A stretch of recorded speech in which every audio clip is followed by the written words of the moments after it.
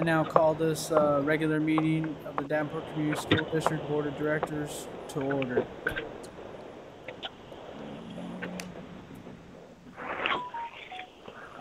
I would like to announce that the agenda item 7.02 special education update will be removed and placed on the next committee of the whole agenda on August 10th, 2020.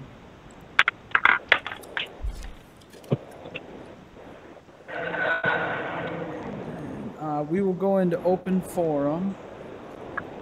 And in order to participate in open forum, you need to dial into this number, 563-445-5001, and enter the following conference ID number, 4731627. Everyone who wants to participate in open forum, please give me your name so everyone can be acknowledged. And when your name is called, identify yourself by stating your name and address. And also, when you're giving your name, can you spell it out? And you will have 2 minutes to speak. Toby Bale, right?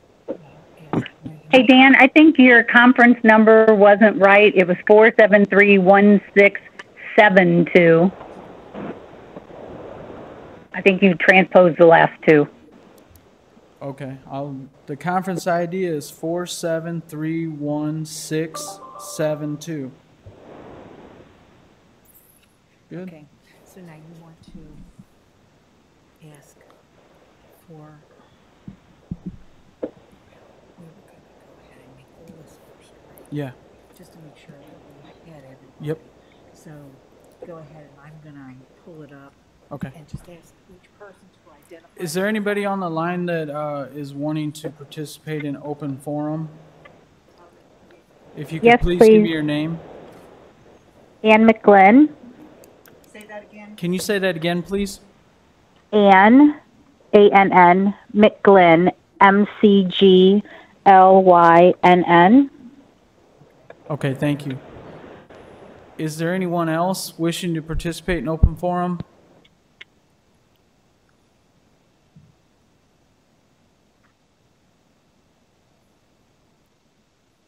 Is there anyone else wishing to participate in open forum?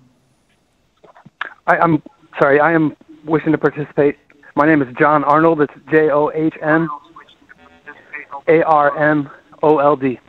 I'm sorry, I am wishing to participate. And they need to mute. Make sure you mute your phones after you talk, please. Is there anybody else wishing to participate in open forum?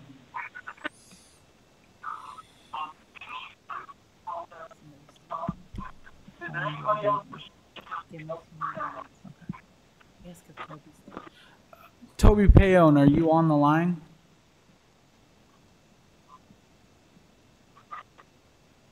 Okay. Say go ahead. Go with her first. And then him, and then ask after that if there's anybody else. All right. First up, we will go with Ann McGlynn, and then we will go with John Arnold. If you could please state your name, spell it, and give your address. And when you're done talking, please mute your phone. And then I will call on Mr. Arnold. Sorry, I was on mute. I would also like to speak. My name is Leslie Klipsch. Leslie Klipsch? Yes, thank you. Okay, I will add you to the list.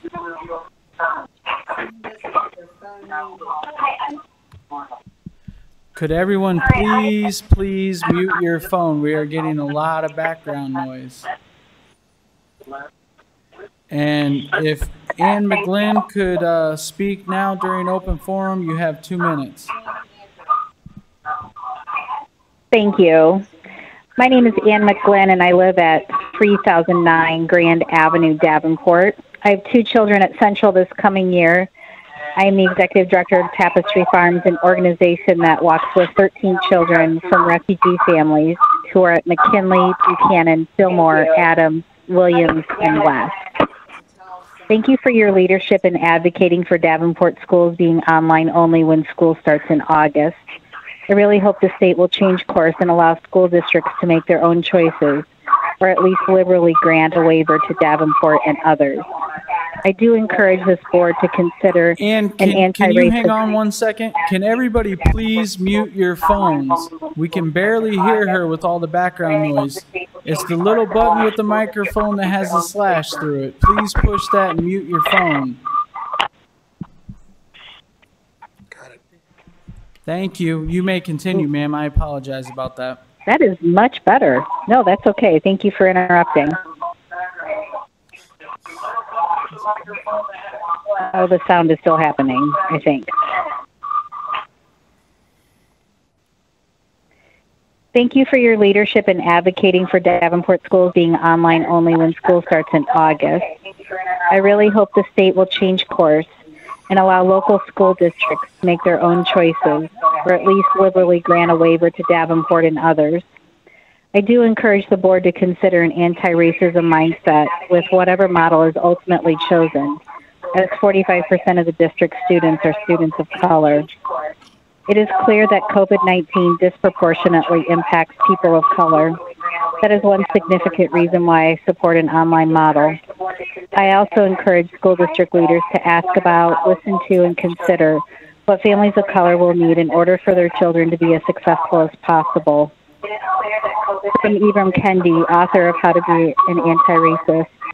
Racist policy is any measure that produces or sustains racial inequity between racial groups. An anti-racist policy is any measure that produces or sustains racial equity between racial groups. By policy, I mean written.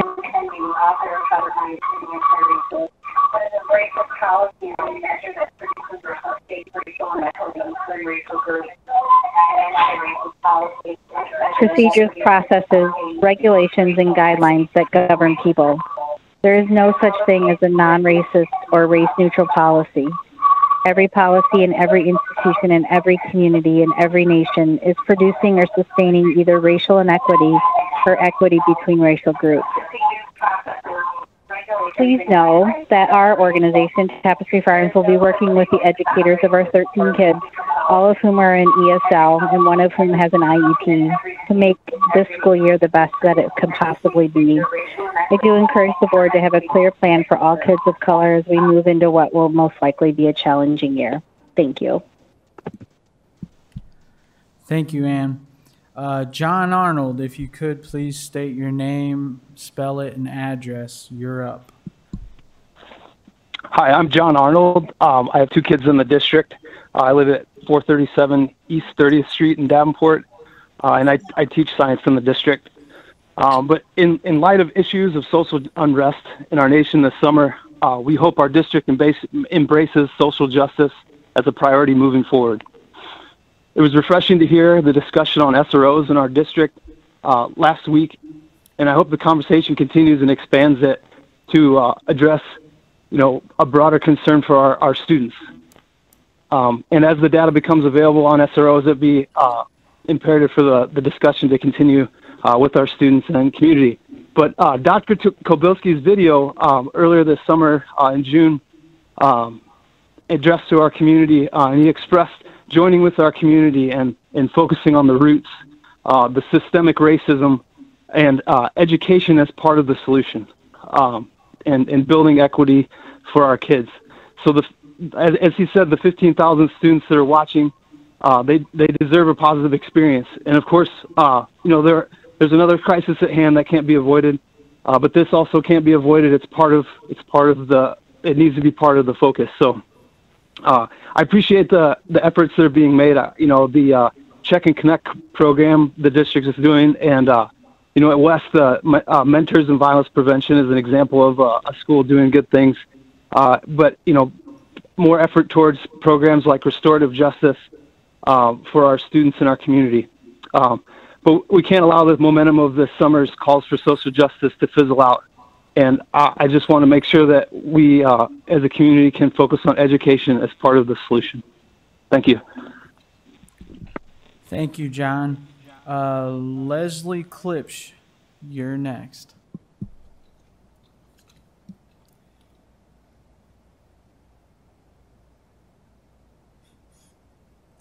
She might still be muted. Ask her. Leslie, are you there? You might still have your phone on mute. Oh, hello.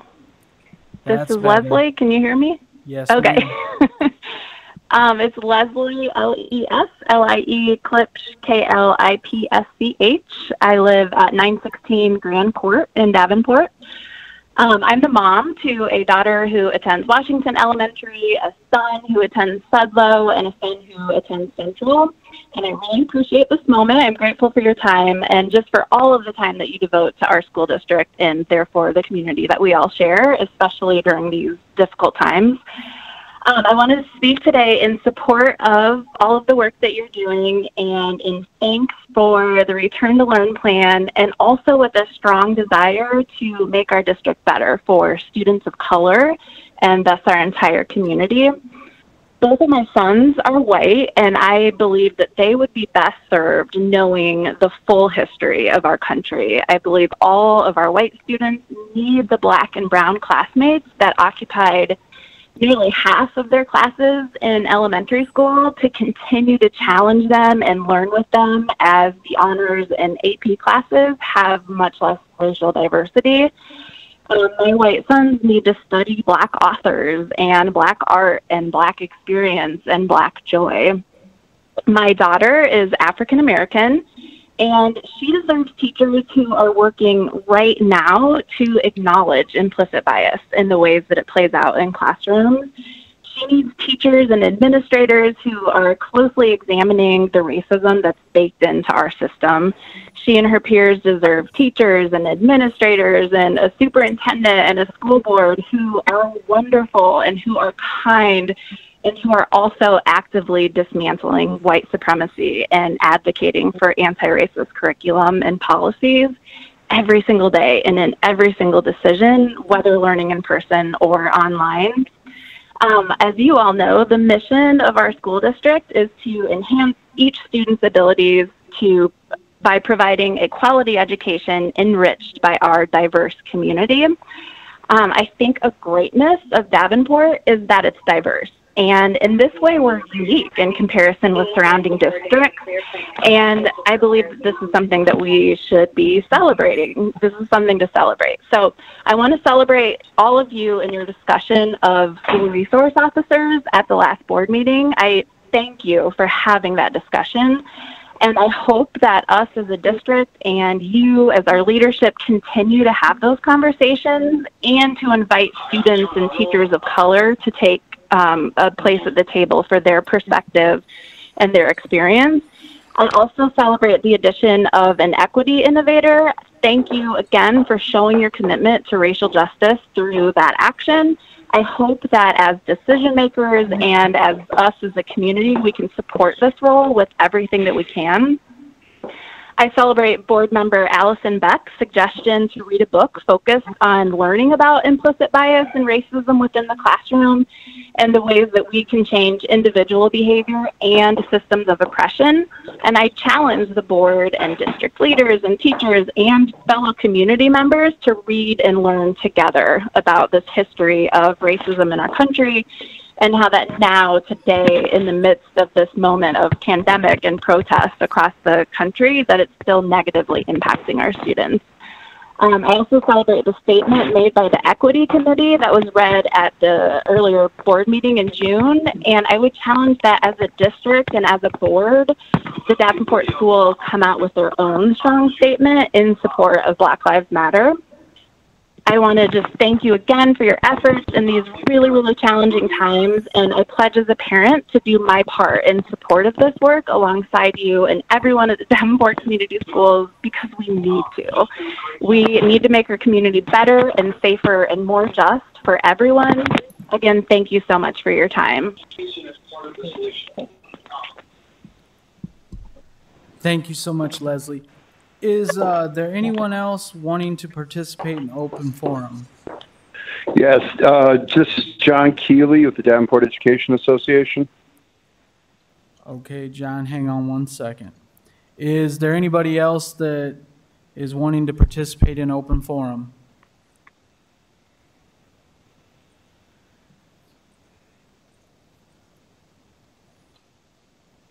Is there anyone else wanting to participate in open forum? John Keeley, you are up. When you start speaking, please state your name, spell it, and your address. Okay. John Keeley, Davenport Education Association President, 3240 Lorton Avenue, Davenport, Iowa, 52807. First things, we would like to say that I, as the member of the Davenport Education Association, has presented a resolution with the COVID-19 resolution, which addresses the issues of safety going back to school. However, our executive board had voted unanimously on this resolution, and I signed it on July 16th. I had been talking and working with Dr. Kabilski, with Toby Payon, our UNICEF director, on these issues, and it seemed to be very much that we were on the same plane, and then the proclamation by the governor the next day threw everything up in the air. Although this resolution was definitely unanimously passed by our executive board, it gives us great reassurance that in receiving some of the material that Dr. Kabilski and the school district has put out, it very much complies with a lot of the suggestions, if not nearly all, that we consider the best interest for our students and staff. We are in full support of the district's waiver that Dr. Kabilski has submitted, and I'd like to also thank him and the school board that when trying to address this issue, which is, in my 26 years of teaching, probably the most dire that I've ever seen, they didn't exactly turn to individuals that their credibilities would be questionable. They turned to the health officials, Dr. Lewis Katz of Scott County. And the DEA truly believes that online learning, is really the only option until Dr. Katz says that it's safe to go back to schools. This is not our first choice. I've been teaching for 26 years. My colleagues want to be in class. They want to be with the kids. They want to get there and help them be part of their lives. But the safety of the students and the staff, especially in present-day situation, we feel the only answer is what Dr. Kabilski has said, what Dr. Katz has said, is online learning. And until we get the thumbs up where people like Dr. Katz and other experts say it's in the clear, online learning, we think, should be the major option. Thank you very much for your time, and thank you for all you guys have done. I know you guys put a lot of work into it, and we appreciate it. Thank you, John. Is there anyone else wishing to participate in open forum? Mr. Vice President. Yes, sir. I also have another resolution that we would like to talk to, if I could have 2 minutes, please. This would be for Jamie Walker Solis. She is the chairman of, one of the two chairmen for the district's multicultural committee, but something came up where she could not speak on the issue, and she asked me to speak in her place, if that is all right with the body. Yes, sir, Mr. Keeley, go right ahead. Thank you very much again, school board. The DEA multicultural group also works with members of the Davenport administration, have reviewed the results of a survey sent out to all members of the DEA regarding SROs in our school. The survey has brought up more questions than answers. And in assessing the survey, these are the issues that the multicultural group consider to be very vital in the upcoming years. We have to ask the question, what is the purpose of SROs in our school? How do we monitor or evaluate their purpose? And is that being met? How often do SROs deal directly with criminal activities in our building? This committee is requesting data on the actions of the SROs, including charging students with crimes and ticketing parents that may occur. This information would be most useful if it was broken down by building, ethnicity, and socioeconomic status. What is the role of the SRO versus a security officer? It was clear in the responses that teachers were using the terms interchangeably, and we feel obviously that there's a difference, but we need clarification on both points, please. What is the training the district has provided SROs regarding the expectations of their job, discipline procedures, and other vital aspects of everyday learning in our district? And what professional development has been given or planned for all staff on de-escalation techniques and restorative justice? Many teachers have mentioned that they want more support in their buildings as a possibility, and that they did not feel prepared to de-escalate situations involving students. These questions are important for our teachers and our community before we can move forward in understanding the role of the SROs in our district. We ask that the board look into this and provide us the information to the public. Thank you very much for your time, ladies and gentlemen. Thank you again, John. Yep. Thank you again, John. Oh, thank you very much.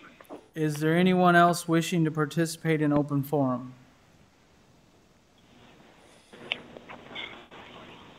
Is there anyone else wishing to participate in open forum?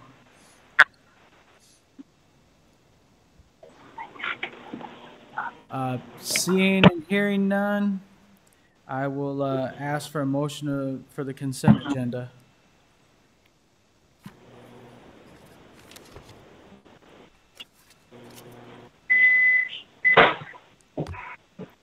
Can I get a motion to approve the consent agenda? Mr. Chairman, I move we approve the consent agenda. Is there a second? Where's Allison? She was going to do this. She's got to pull it out of discussion. Allison was going to do that. Is there a second?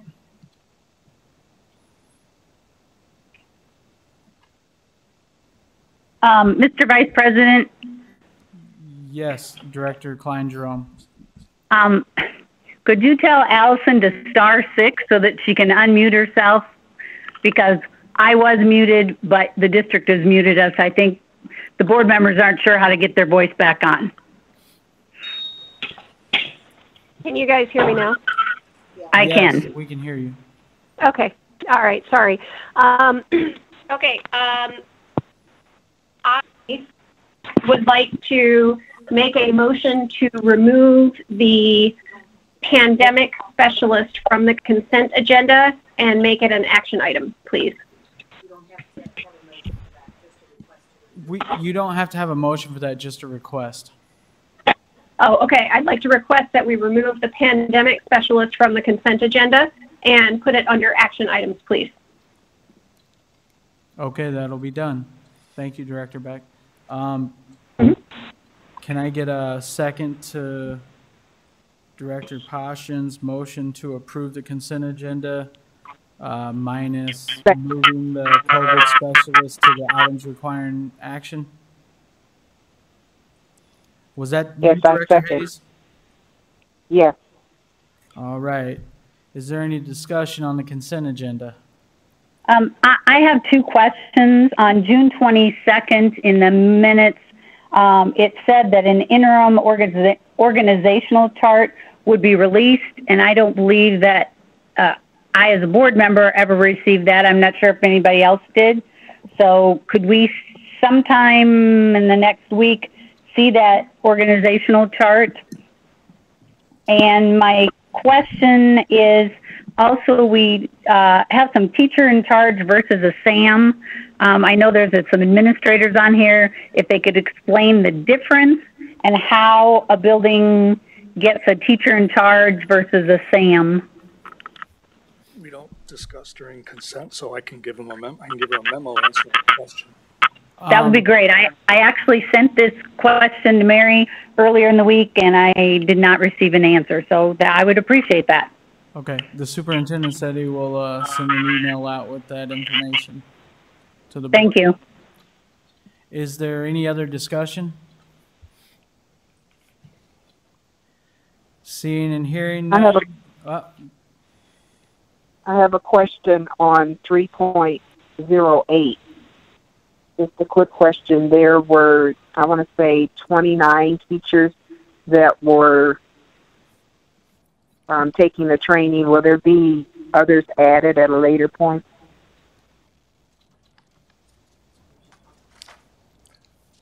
Bonnie should be on the line. Bonnie. As for Bonnie, see if Bonnie has anything. Okay.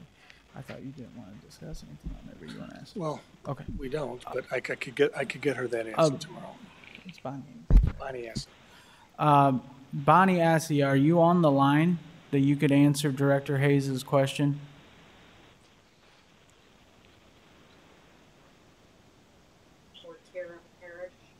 Or Tara Parrish, one of the two of you, would you be able to answer Director Hayes' question? Or Corey Guy. Or Corey Guy? They're all supposed to be on. I told them all to be on. Unless they're all muted by Joe. Nobody's muted except for Lisa Cruz. Dan, this is Corey Guy. Can you hear me? Yes, ma'am, I can hear you. Okay, I can answer the question. Bonnie is on the line, but if she cannot answer, I can help. Okay, perfect. Whichever one. Linda, Director Hayes, could you repeat the question? Yes, I'm wondering, with the sensory education contract, 29 teachers scheduled for that. Will there be more added at a later date? Is that something that all the teachers in the district will have at some point? Okay, this is for Orton Gillingham training, and earlier there was a contract for special education teachers to get this sensory. It's a reading program. It's training for certain students. This contract is in addition to that one, the training that happened for our special education teachers, and is specific to our elementary reading interventionists. This is not something that all students would get as part of their core instruction, but something that would assist students who have that specific, might need that specific type of instruction to learn how to read. Okay, thank you so much, Corey. No problem. Is there any other discussion? Any other discussion? Seeing and hearing none, I will now call for the vote. Director Poston? Yes. Director Hayes? Yes. Director Beck? Yes. Director Klein? Can you hear me now? Director Klein Jerome? Yes. And Director Mayfield and Potts are not on, and my vote is yes. Motion carries. Can I get a motion on the approval of bills?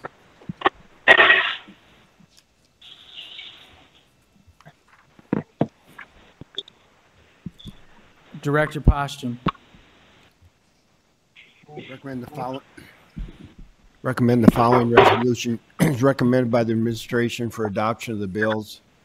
For the bill listing periods 6/18/20 to 6/29/20, 6/30/20 to 7/8/20, and 7/9/20 to 7/22/20.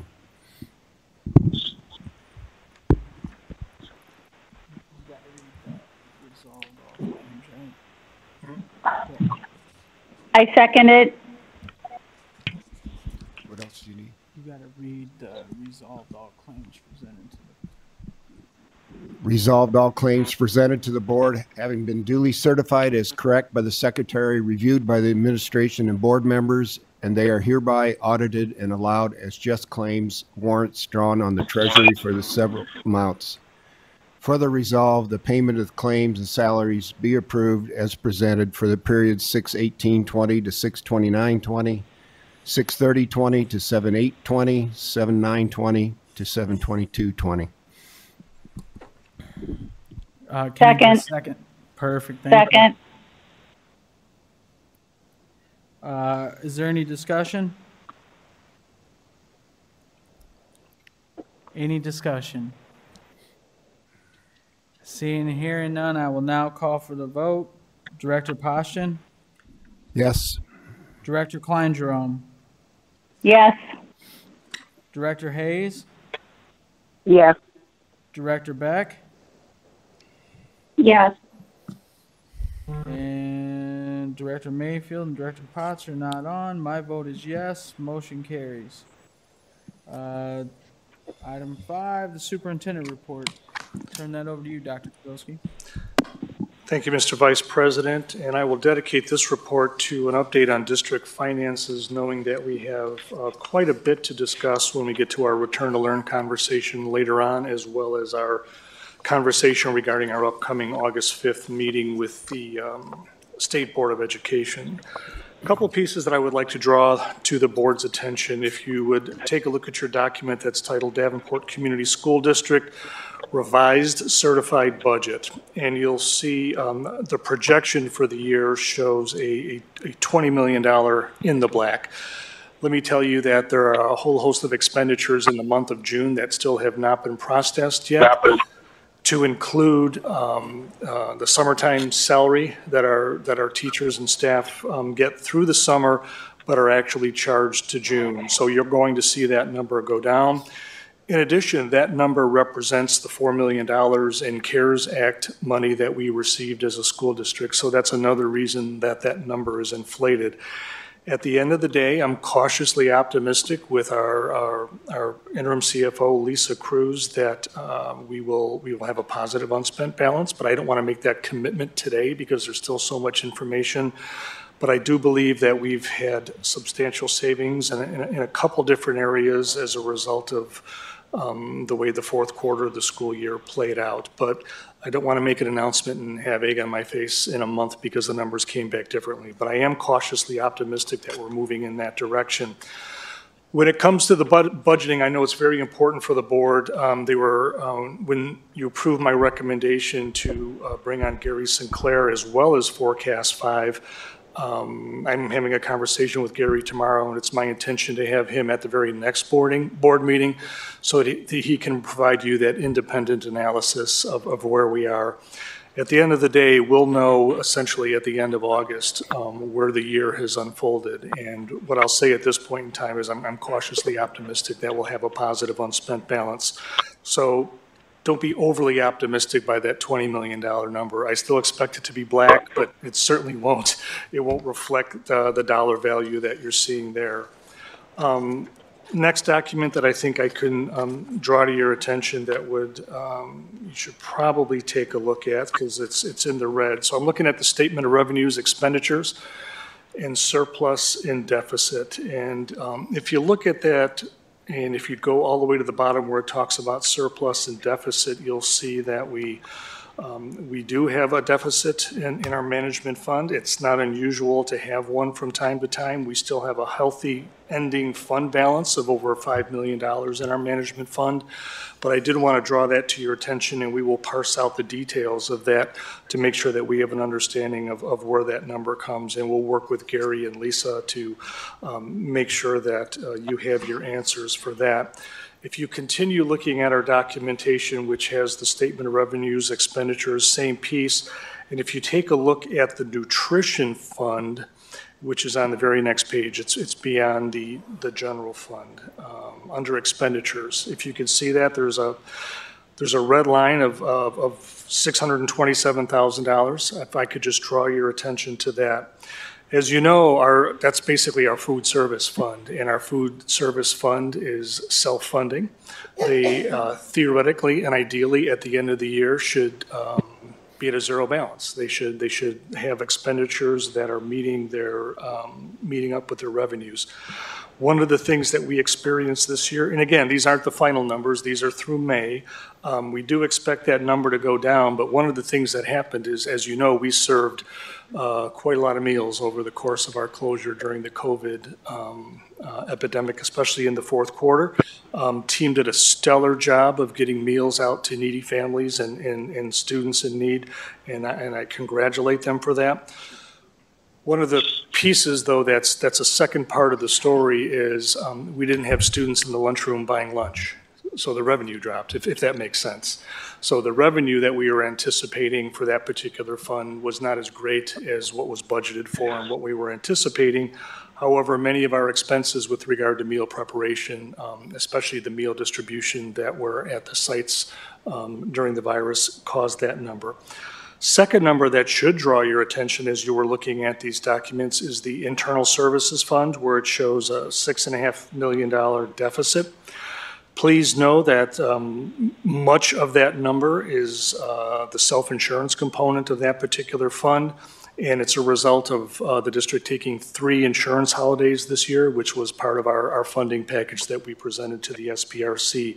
So that's a reason you see that number quite large there, and you shouldn't see that again moving forward. So that was an expense that I think you needed to be, that needed to be pointed out to you, because those were the pieces that drew my attention.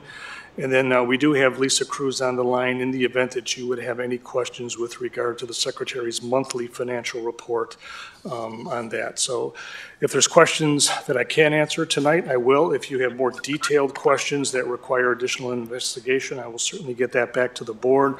But I think the pieces that I highlighted tonight, again, those were the elements that drew my attention. And if I were a board member, those were the pieces that I would have asked. So hopefully I gave you your answers ahead of time, but certainly be willing to take any questions with regard to the financial update.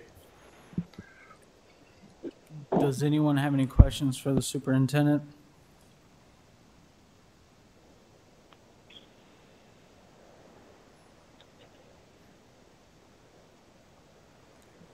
Does anyone have any questions for the superintendent?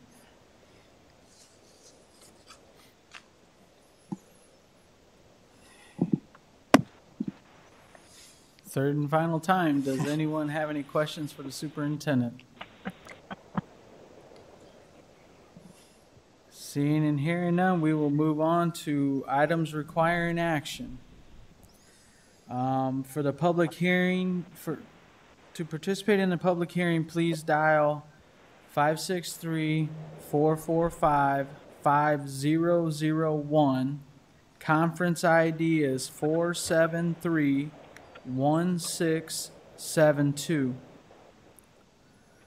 May I have a motion on the approval of plans and specifications for the DSCD LIS data closet cooling project?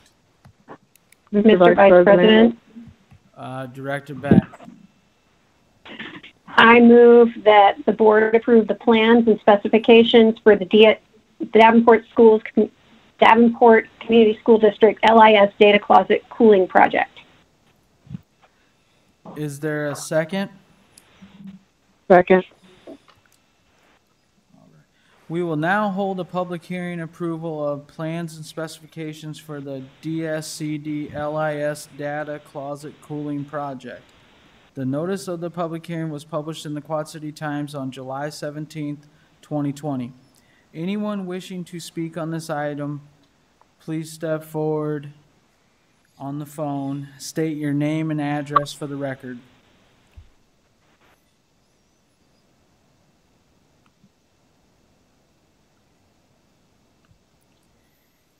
Is there anyone wishing to participate?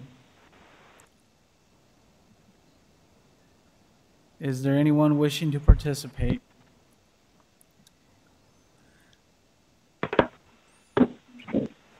Is there anyone wishing to participate? Seeing and hearing none, I now declare the public hearing closed. Is there any further discussion on this matter? Yes, I have a question. Is Gary Float on the line? Yes, ma'am, he is. Gary, could you please explain exactly what this is? Yes. Last year, we put in a whole bunch of new switch equipment that we got through E-rate funding into our closets. At that time, it was determined that we were going to need cooling in these closets, some of these closets. We were making estimates at the time as to what amount of cooling would be needed, and decided that the most prudent path to get this done would be to get the closets assembled and see how the heat either dissipated or needed to be cooled. By doing that, we were able to save quite a bit of money and cool only the closets that really required the extra cooling. So it was a good path for us to take. Okay, thanks. Gary, if I could just jump in, if we do not cool these closets, what's the consequence of that? Well, these are the machines that keep all of our computers talking to each other in the building. And when they overheat and go down, we lose the ability to have that kind of technical communication. So they're kind of like nerve endings in our buildings. Thank you. Hey, will there be some type of alarm system on that if the cooling system goes down, you'll know about it? Yes, that's a feature. We also have UPS backup battery systems on these machines, and they also report home when they're having trouble. Thank you. Are there any other questions?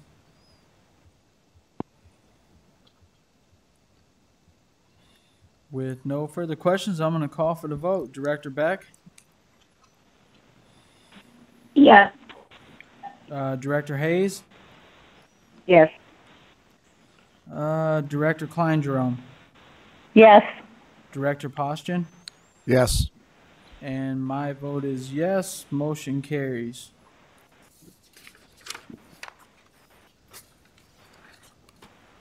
All right.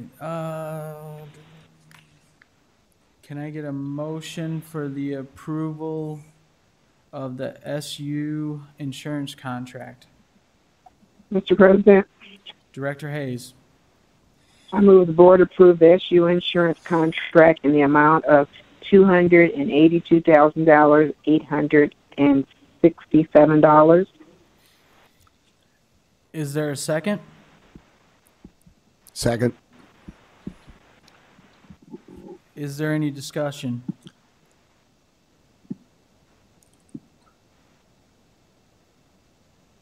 Any discussion?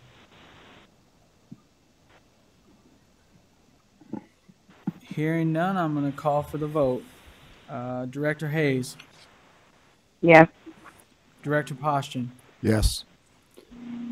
Director Klein-Jerome. Yes. Director Beck. Yes. And my vote is yes. Motion carries. Can I get a motion on the approval of the Rock Valley contract? Mr. Vice President, Yes, Director Hayes. I recommend the board approve the contract with Rock Valley Physical Therapy in the amount of $81,004.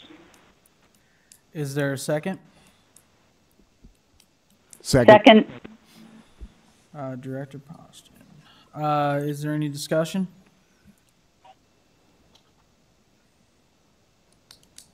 Any discussion? If we don't use this service, is there like a clause in there to get some rebate or refund? No, I have. There's no clause to that effect. We are hoping to have a sports season in some manner, shape, and form as we enter the school year. Our football team has already started practicing outside. So we need their services right now, and our hope is that we'll continue to utilize their services. But there is no clause for non-use. There'll be some form of use throughout the course of the year. Okay, thank you. Certainly. Any other questions? Any other questions? Hearing none, I'm going to call for the vote. Director Hayes. Yes. Director Postian. Yes. Director Beck. Yes. Director Klein-Jerome. Yes. And my vote is yes. Motion carries. Can I get a motion on the approval of the Lexia contract? Mr. Chairman, Director Poston. recommend the board approve the Lexia contract in the amount of $67,360.50. Can I get a second? Second. Is there any discussion? Any discussion?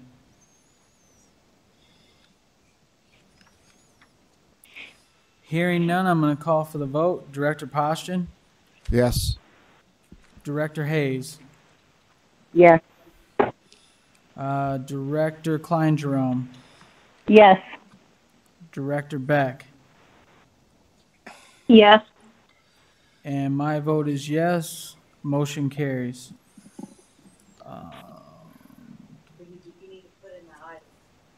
Well, we still gotta have do the policy. approval of the policy. Okay. Can I get approval of policy? Mr. Vice President, Yes, Director Beck. I move that the board approve the Families First Coronavirus Response Act, FFCRA policy.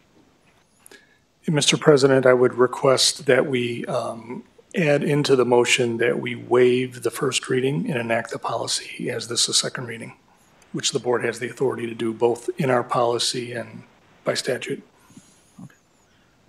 So Director Beck would just have to add. Director Beck, do you want to add that to your motion?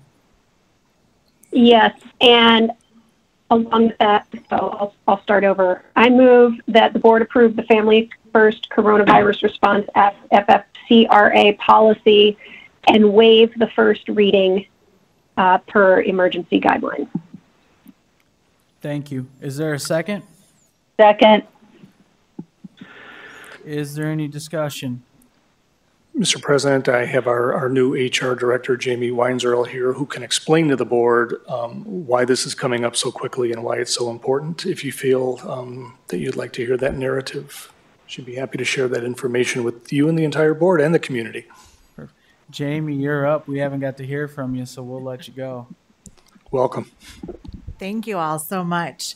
So really, this is a policy for our employees, just showing them what their rights are under the federal regulations. So there's extended FMLA in the situation with schools not being in session in certain circumstances where employees do have protection to take time off to care for their children while they're in school. And then there's also the 2 weeks on the front end of emergency time in the event that you are told you have to isolate yourself or go into quarantine or any situations surrounding a positive COVID-19 test.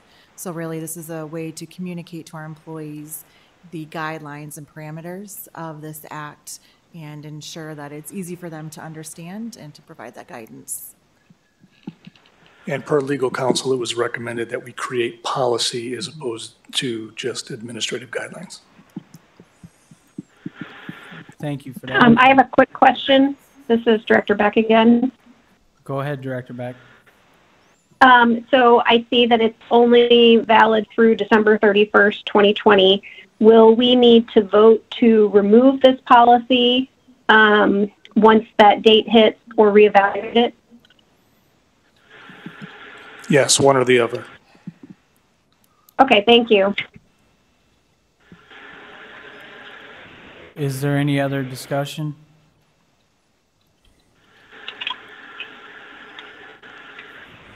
Is there any other discussion? Seeing and hearing none, I'm going to call for the vote. Director Beck? Yes. Director Klein Jerome? Yes.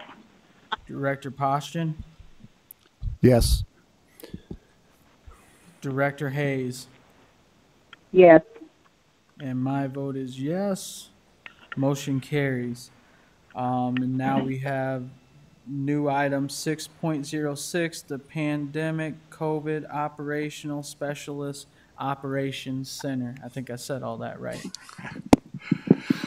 Thank you, Mr. President. And as an introduction, as everyone knows, our Operations Center has quite a bit to do during the summertime. Our maintenance teams and custodians are getting our buildings ready under normal circumstances.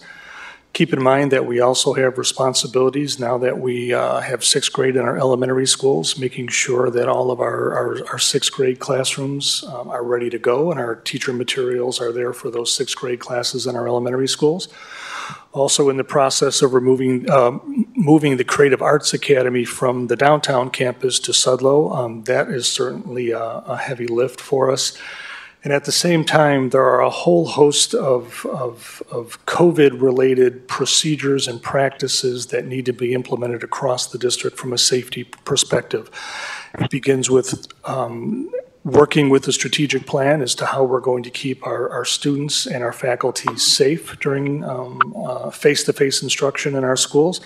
It involves procuring proper PPE as well as other items that we need, including signage, and that's just scratching the surface of the work that needs to be done with regard to ordering. We are going to have individuals who are going to be taping lines down the middle of hallways so students walk down the right-hand side.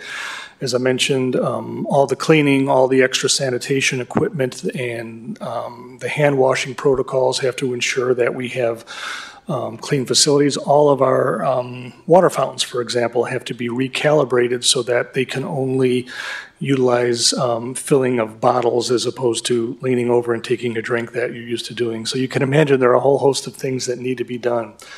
As you see on our consent agenda tonight, which was approved by the board, we do have a brand new operations director who will be starting in hopefully late August is the time frame that we have now.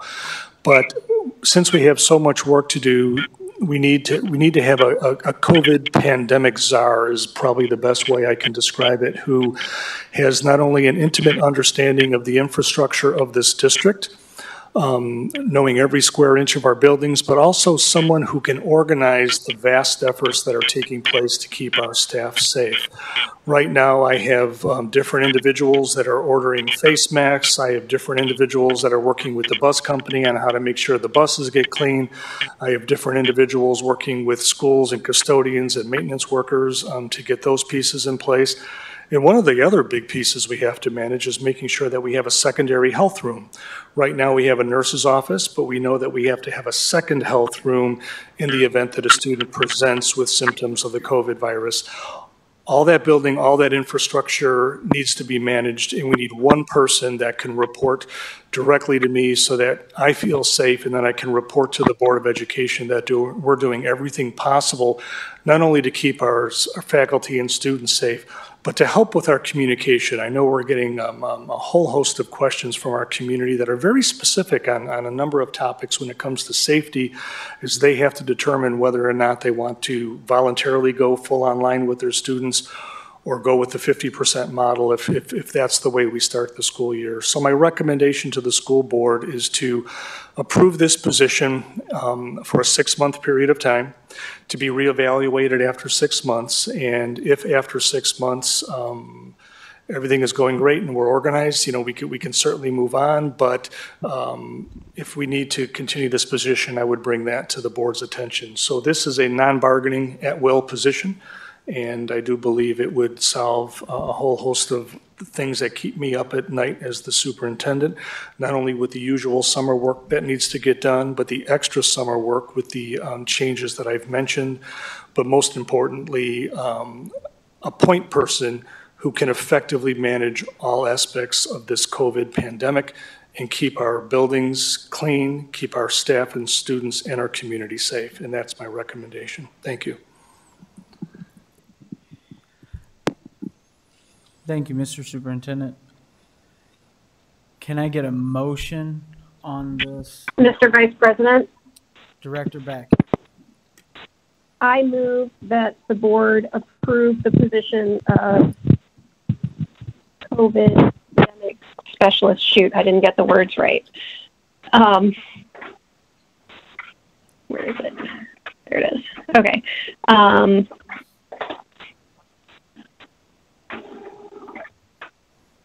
Sorry. I move that the board approve the position of Pandemic COVID Operational Specialist, Operations Center. the position being? With the position being for 6 Oh, months. with the position to be reevaluated. In 6 months? Yes. Thank you, Director Beck. Second. Is there any discussion?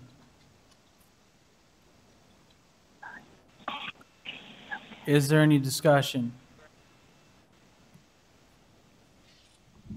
Third and final time, is there any discussion?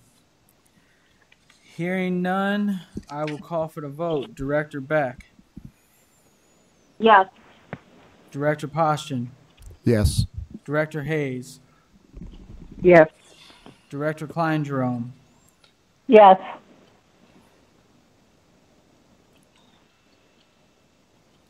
my vote is yes. Motion carries. We will move on to discussion items. The return to learn. Mr. Superintendent, I will pass it over to you. Thank you, Mr. President. A lot to discuss on this topic this evening. I'm going to begin with a conversation that relates very specifically to health and safety. And I would like to assure the community that even through this summer, we've worked very closely with the Department of Health, as well as members of the Department of Education, and making sure that we have our protocols correct in the event that either a student or a staff member tests positive for COVID, and how do we react as a school system. And I think it's important for our community to know that that protocol is such that if we are informed that either a staff member or a student has tested positive for COVID, sometimes we are notified by the actual individuals, because they sometimes get the information a little bit before the health department does. However, the health department does notify us of that positive test, or we could reach out to them with a specific name if we do hear from a family or from a staff member, and they can confirm that for us. Once that has taken place, the health department takes over all communication with not only the individual who's tested positive, but the health department takes control of all the contact tracing and communication associated with individuals that were within proximity of that student. And what I mean by that is the guidelines are very specific. So for example, I'm just going to give an example. If a student in a classroom tested positive for COVID, what the health department requirements would be for contact tracing is they would contact every individual who was within 6 feet of that student for a period of 15 minutes. That's the rule. So typically, it would probably be just the students in close proximity to the student that was sitting in the classroom, or perhaps students that were sitting perhaps a little too close during the lunchroom, even though we're making arrangements with our cafeterias and our meal space to expand that so that we can have the proper social distancing. But I have to make it very clear to the community that we have HIPAA and FERPA requirements that we're not allowed to offer any health information to interested parents in the class. Can't provide any information, whether that be a staff member or a student. All of that communication comes from the health department. So that's been a little point of confusion. Parents have been asking, how come we weren't notified whenever? We've had 2 incidents over the summer, one a student, one a staff member, and the questions were, when was I going to hear from the school district? Or the answer is, you're going to hear from the health department. They're the ones that are going to tell you what to do. If you don't hear from the health department, you come to school the next day. That's really as simple as it gets. That's the rule. We do not anticipate, based on the guidelines of 6 feet for 15 minutes, that, and I'll tell you this right now, if we have one student who tests positive, and someone will, it's going to happen. I'll just tell you that right now. We're not going to close a whole school down because one person tested positive. We're not even going to shut an entire classroom down if one person tests positive. They have to fit that 6 foot 15 minutes rule. So that's a clear piece that we're going to make sure that we put out as often as possible, so that not only our staff understands that, but our parents understand that the main communication link will be with the health department. But again, the contact tracing is based on that 6 feet for 15 minutes criteria, which would prevent us from having to shut down a school or a classroom with a single COVID response. So I think that's an important point that I wanted to make at the very beginning. Any board members have any questions on that particular aspect of the presentation? Because I know there's been some questions about that in the community already, knowing that we've had some summer programs taking place. Before I get into the actual Mr. Vice President, Director Beck. is that 15 minutes with or without masks in place? So if you have, you know what, that's a good question. I'm trying to think. If you have a mask in place, it's just one element of the safety protocol. But if you were within close proximity of someone who tested positive for COVID, again, within 6 feet for 15 minutes, my understanding is with or without mask, you will probably be hearing from the health department when they contact that individual and start doing their contact tracing. But I'll get a clarification. Thank you. Is there any other questions?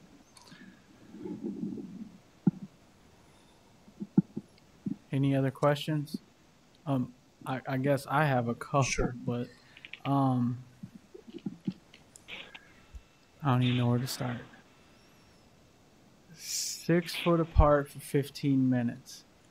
So I'm a huge sports guy. Everybody knows that.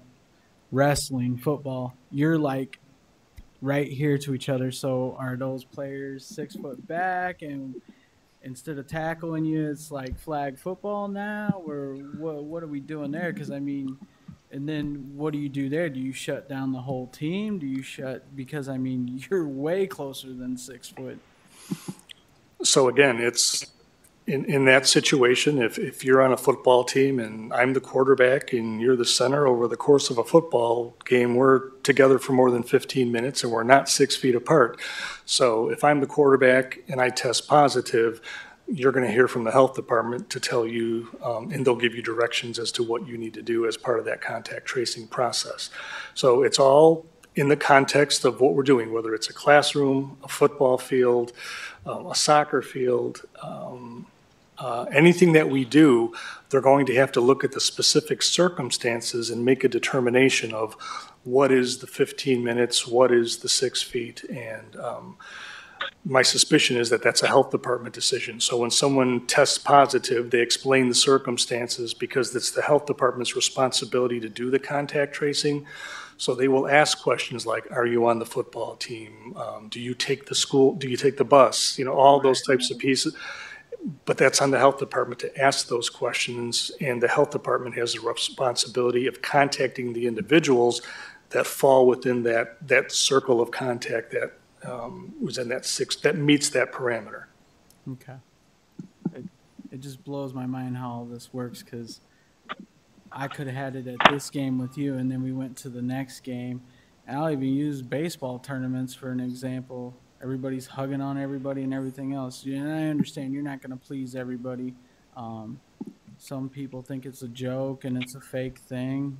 And, you know, I've known people that died from it. I don't think it's, you know, it's a serious thing. And it's just, it's wild on what we're going to put our kids through. It just blows my mind. And then. And our adults, because our staff is at risk with this, and we have to be very careful. I agree. I think you answered my questions. I'll let you move on. So with regard to Return to Learn, back on June 22nd, the Board of Education approved our Return to Learn plan, which had 3 separate components to it. There was a full online protocol. There was a hybrid protocol that had for a percentage of time in class and a percentage of time online. And then there was a full face-to-face protocol. We had planned for all 3 of those scenarios. I want to thank everyone who was involved with this. I've said this on a number of occasions. We've had over 100 staff members working on this. And I think it's also very important for the public to know that, yes, the staff members put in hundreds and hundreds of hours of work, but this school board had one member of the school board on every single one of those committees. And the school board all along the way knew what we were planning, knew what we were talking about, added input as a community member that was of great value to our committees and our groups. And on behalf of all of the professionals and educators and support staff that was worked on this particular model, they wanted me to say thank you to the school board for your willingness to roll up your sleeves and get into the trenches with us and get this work done. So please accept our thanks for that work. As you heard a little bit earlier, we had a little bit of a curveball on July 17th. As I was listening to Dr. Katz and having conversations, personal conversations with him, group conversations with him and county health officials, I was growing increasingly uneasy with the thought of returning to face-to-face learning. And it was because Dr. Katz in particular and Ed Rivers, again, eminently helpful, but Dr. Katz, an epidemiologist, and I'm not, talked about how we were having a surge in cases and that the surge was uncontrolled and unstable. And that was the factor that really concerned him, which obviously concerned me. And knowing that was the case, I was starting in my mind to prepare to come in front of the school board at that point and suggest that we start the school year full online. On July 17th, the governor issued a proclamation that said face-to-face learning would be our primary model, and we had to do that at least 50% of the time. Now, we planned for that eventuality, but I'm still concerned about it given the fact that we still haven't seen the flattening of the curve here in Scott County in my most recent conversations with Dr. Katz. So we're prepared to have our students come 50% online, 50% face-to-face. We sent out that plan to our parents on Friday. There's a great deal of information everywhere from what that looks like in terms of face-to-face with regard to schedule. 5 out of 10 days of 10 school days would either be face-to-face or either online, and hopefully provided enough information for parents to make a sound decision based on whether they wanted to have their students go full online or they wanted to participate in that 50% model. I did not have any sense of comfort in talking to Scott County health officials that full-time face-to-face instruction on August 24th was something we could manage in a safe manner. There was no way we could, for example, have the 6-foot social distancing in our classrooms. Our classrooms are just not big enough to have 24, 26, 28 students in there and properly social distance. So the team, we got together and we felt that the 50% model was the best way to go. I know it doesn't make everyone happy. The piece I struggle with the most with this model is knowing that there are a whole host of families out there that are struggling when it comes to daycare. I get that. And so are our teachers for that matter. They have to figure out, all right, well, if my student goes to school 5 out of 10 days, what am I going to do with my child those other 5 days? And it's just a factor of safety, and if I had the ultimate solution for that, I would certainly try and put that forward if I had the answer that solved that problem, and that certainly causes me distress. And for the parents that are stressing over that decision right now of where to send their child and what to do with their child, I can fully empathize with that, but I do believe the 50-50 model will keep our community safe. I would still prefer to go full online, knowing that we haven't flattened the curve yet, but for us to go fully online on August 24th would require a waiver from the governor's office, and it is not a Department of Education decision. It is a decision from the governor as well as the state health department officials. It is not in the hands of the school board here in Davenport. It is not in my hands, and that decision is not in the hands of Scott County health officials. However, unless I hear differently from Scott County officials, my preference is to at least have that option in the event that things don't get better by August 24th.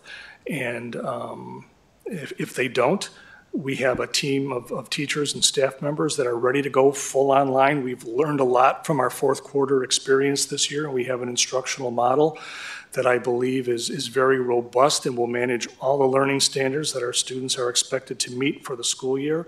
So I'm confident in our full online program. I'm also very confident in the 50-50 model as well as our face-to-face learning. What still concerns me is what are the health conditions going to be on August 24th? So my intent was to ask for a waiver. When we ask for a waiver, it doesn't mean we have to take it. Maybe things will get better the third week of August, and all of a sudden we can start 50-50 and be perhaps a little bit more aggressive.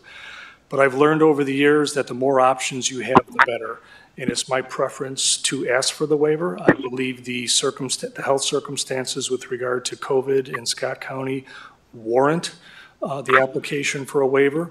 Now, we were told that we don't know what that process will look like until August 1st.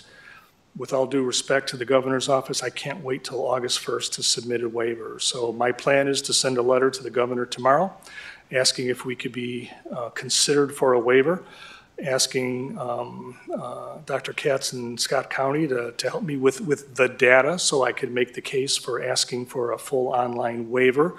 But I did state that I would like to have board discussion on this, but that is my thoughts. Now, the board did pass the COVID resolution, which gave me the authority to shift gears and move this in any direction. But I do want to hear from the board what your thoughts are on applying for this waiver, hoping that we won't need it, that the conditions of COVID will be mitigated over the course of the next month. But if they're not, and if a worst case scenario is that they get worse, I would like to know that I have that option to go online if we need to do that.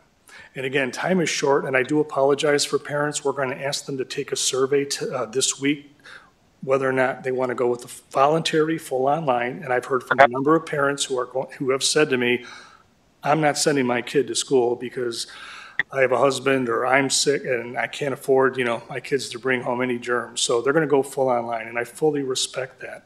But I also understand too, the 50% model does present childcare challenges. There's just no doubt about that. But our issue is we're starting school in 4 weeks, and I need to know from our parents and I need to know from my staff who's coming back on August 24th and in what context. So I apologize for the timeline. It got a little messed up with the July 17th announcement from the governor. But if we can get that information this week from our families, we can start working our staffing models so that we can meet our needs. And on August 24th, have a first day of school that is productive and meets all the expectations of our parents, staff, as well as our students. So that's the update. Return to Learn. It's on the website. It's a pretty extensive document. It has a lot of information in there. As we're starting to get questions to the email address that we have in there, we're developing themes for those questions, and we will be putting out a frequently asked question this week that hopefully will aid parents in their decision on whether to send their child fully online or with the 50% model. So you know everything I know right now, but it is my intent to request a waiver. Don't know what that process will look like. I'm just going to submit a letter on behalf of the school district and hope that that's an option that will be available to us, especially given the current COVID conditions. So I apologize for the length of this report, but obviously this is a very important topic right now. I'd be happy to take any questions from the board. Director Klein Jerome. I have a couple questions. Are there going to be teachers that will specifically be assigned to do the online classwork? I would find it very difficult to say, okay, you're going to teach 50% of the time in the classroom and you have to do the online classes as well.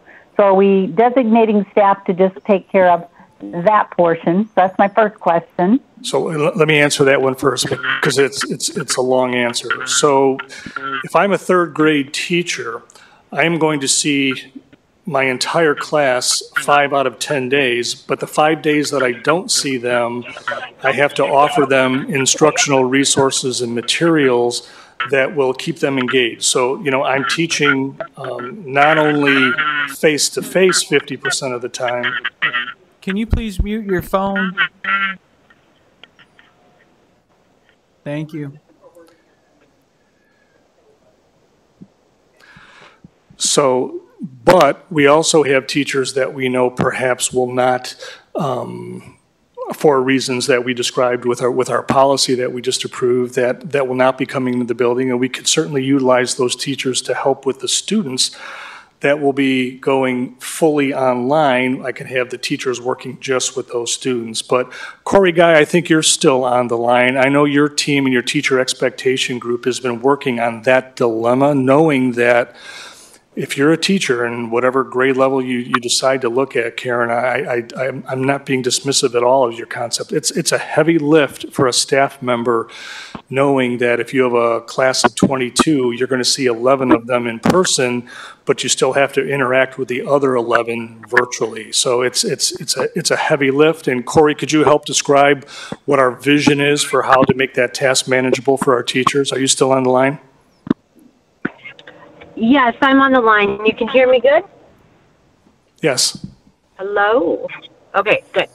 Yes, we're working hard on that, and Director Klein-Jerome is accurate. It is a tall task, knowing that I'm going to see students half the time, while the other half is going to be online.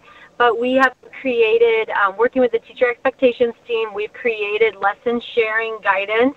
So instead of having teachers having to create all of their own online lessons, we're going to parse that out to also create equity across the district so that we have common third grade ELA, science, social studies all the way up until middle school. It's going to look a little different at the high school, but we're creating some shared platforms for teachers to share their online lessons. Last year during our shutdown, we collected asynchronistic videos, and we have all of that compiled into a library. So we are working very hard with a group of educators, our educators, who are dedicated to ensuring that we're ready for the students that come in the classroom, but also prepared to help the students who are at home.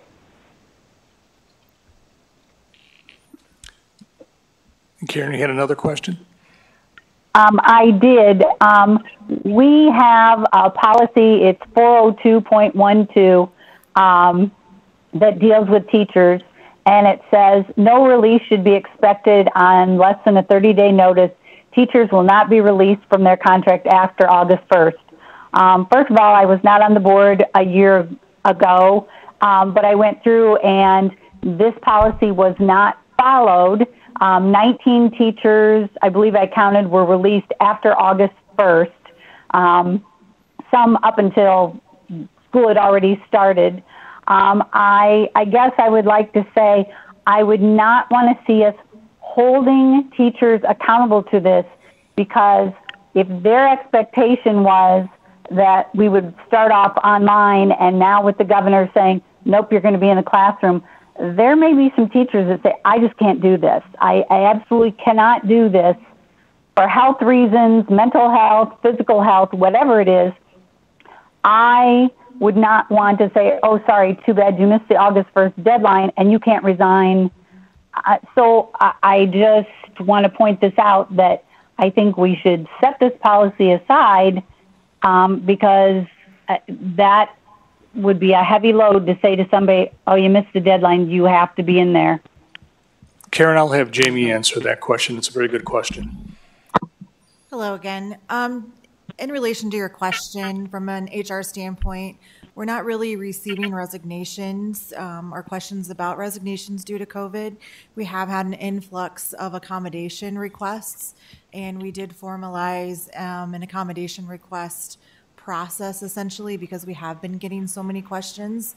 So those are all going through Danielle Heller, and TJ, Jamie Krager, and myself are reviewing those, and we'll be having meetings with those individual teachers, but also tying back with Corey on where there's availability for the online learning.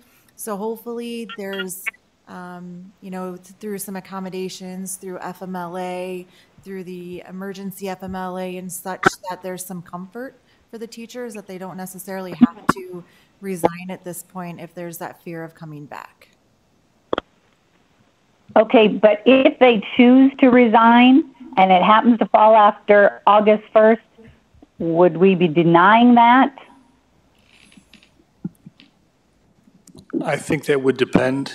If they're resigning to take a position in another school district, that might be a little problematic, but we'll certainly have and I agree. Right, but I think, if someone's resigning, to me, it's more of a I'm leaving education, and we're certainly not going to force anyone to any sort of employment that they have no desire to be in. But the only issue I would have, like I said, is if a teacher was resigning to take a position in another district. That might be the exception that we would still say no to.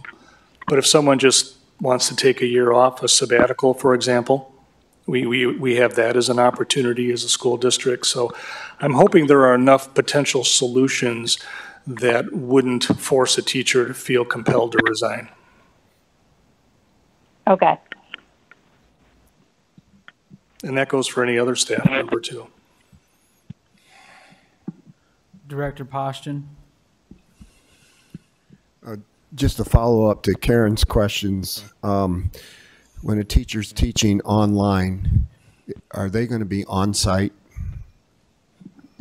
Yes, unless it's a teacher that we've either made an accommodation for, that can't be in school because of health conditions or something to that effect. That teacher will be teaching online. But the teachers who do not have that accommodation will be in the building every day because they will have a class coming every day of the week. It'll just be half of the class that they'll see face to face, but they'll be here in our buildings, yes. And how will that be monitored? Our teachers are required to be here every day, and we take attendance with our teachers. If for whatever reason they're absent, they would have to put that absence in the system. But our teachers have a classroom that they're responsible for, and if for whatever reason they're not there, they have to procure a sub and follow all the procedures as if it were a normal school year. Okay, so a teacher that's teaching online is absent for the day. How are you going to fill in with subs that maybe aren't prepped for online learning? So as Corey Guy mentioned, we have a number of shared lessons that are sort of a library of lessons that we can use. And we can have our teachers take on an extra class just by sharing that lesson. So there isn't the prep work and the extra work. It's just for that day, we're not bringing in a sub from outside of the system that has no idea what we're doing. We have online teachers that are sharing all of their lesson content and delivery systems, and one teacher will just take on an extra class for that day.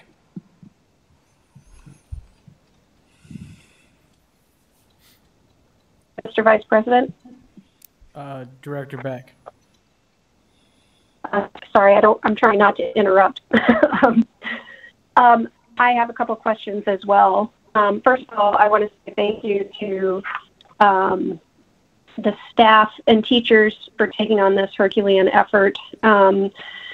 It's frightening. I lose sleep every night trying to figure out how my classes are going to run in just a couple weeks. But I have two questions, and I know that these are addressed in the documents a little bit, but I was wondering, Dr. K, if you could speak specifically to two things. Number one, accommodating students with IEPs or 504s, like what steps are we taking to ensure that everyone's needs are being met?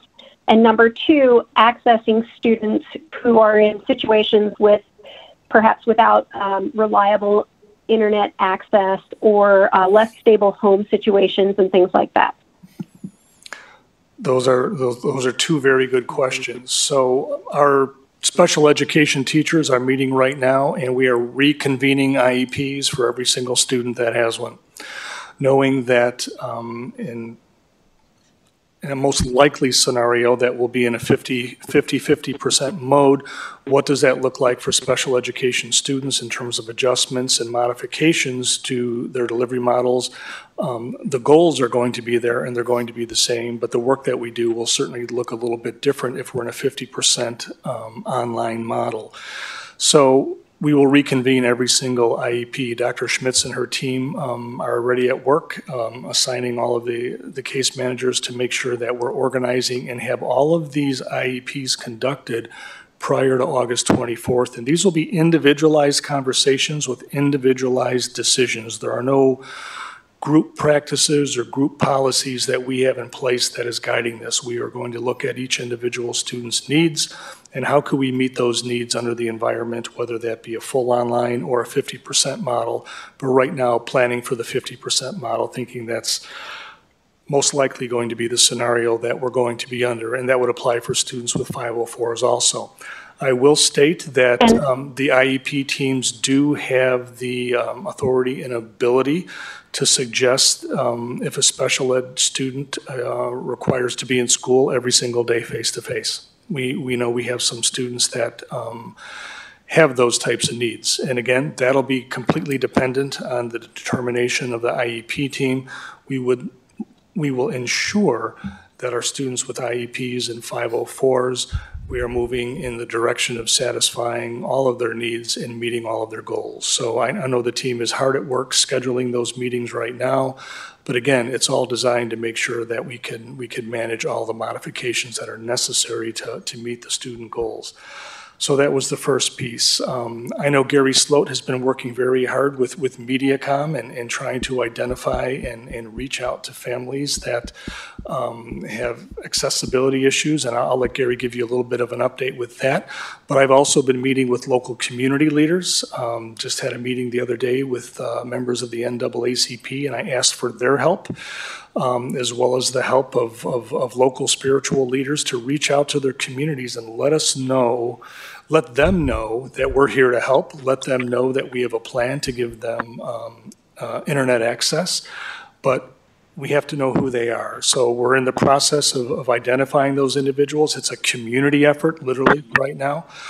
Sometimes it's a name coming here and a name coming there, but Gary, could you provide the board a bit of an update with regard to the status of the MediaCom contract that they approved and how that work is progressing? We have provided MediaCom with a file, and they're reaching out right now to all the people on that file to establish an installation period. The installation is going to be as much of a non-touch situation as possible. A bag of parts are handed off to the family with the instructions in them. The MediaCom installer remains on site to help guide them should they have any problems and try and ensure that they've got a connection before they move on. A lot of our work right now is in an outreach means to identify families that may need internet installed. We're doing this through multiple venues. We've got a flyer that we've created that is going to go out with the remaining school lunches this week so that we can get that flyer into the hands of all the people receiving those lunches. We are doing the dialing campaign that I already mentioned.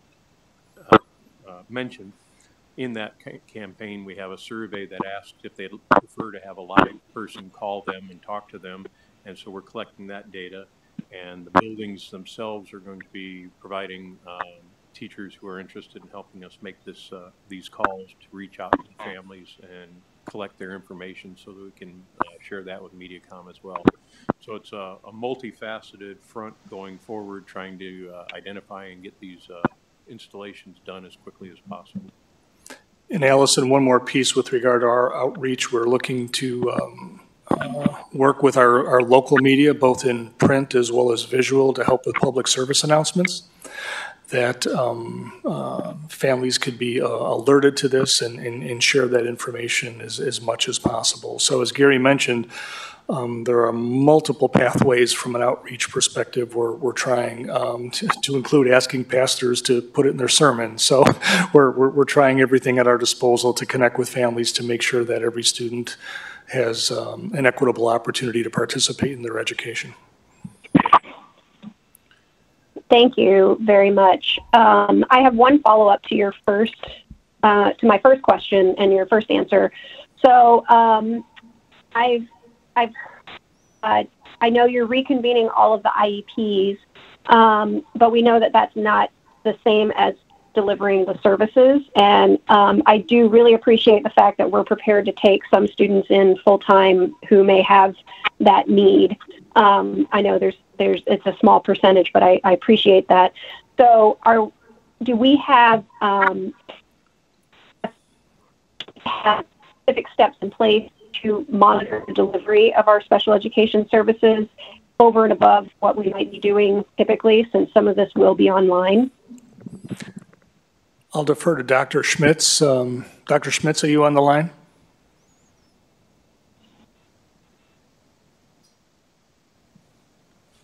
She might be muted. She's not on. Oh, she might be coming on now. Maybe. Isn't she a 515? Can you hear me? Yeah, I can hear you. I'm Yeah. I'm hoping that Dr. Schmitz can hear me and my request. Yes, I can. Can you, Sandy? Yes, I can. I can. Thank and you. I'd be happy to ask you a question. If you ask it again, please. Sure. So this is Director Beck. I was just saying, you know, you're reconvening all the IEP meetings right now and determining the appropriate services needed. And I was just asking if we had, because we know that, you know, having meetings is not the same as delivering the services. Do we have a way of checking and making sure that we are delivering the services over and above what we typically do, since some of this is going to be online? Do we have some special ed people specifically for checking into how to make sure that our students are getting the services that they need, even if they're not in the classroom? Yes, as a matter of fact, we had started doing some of this even prior to COVID, as far as putting some of our coaching and modeling and monitoring of services back at the building level. And so we have a role that we call a special education facilitator. And I'm very excited because we were able to almost double the number of people who do that role at the elementary level this year. But their role is to really monitor the data, to find out if services are not being provided. That would be a very serious thing that we would get into immediately. But also to monitor or to coach teachers who may be struggling, especially during this sort of situation, to provide those services. So we're going to be looking at it very closely, as I said, not only to make sure that kids are getting what they're supposed to be getting, but also to support teachers who might be struggling with this new format. Thank you.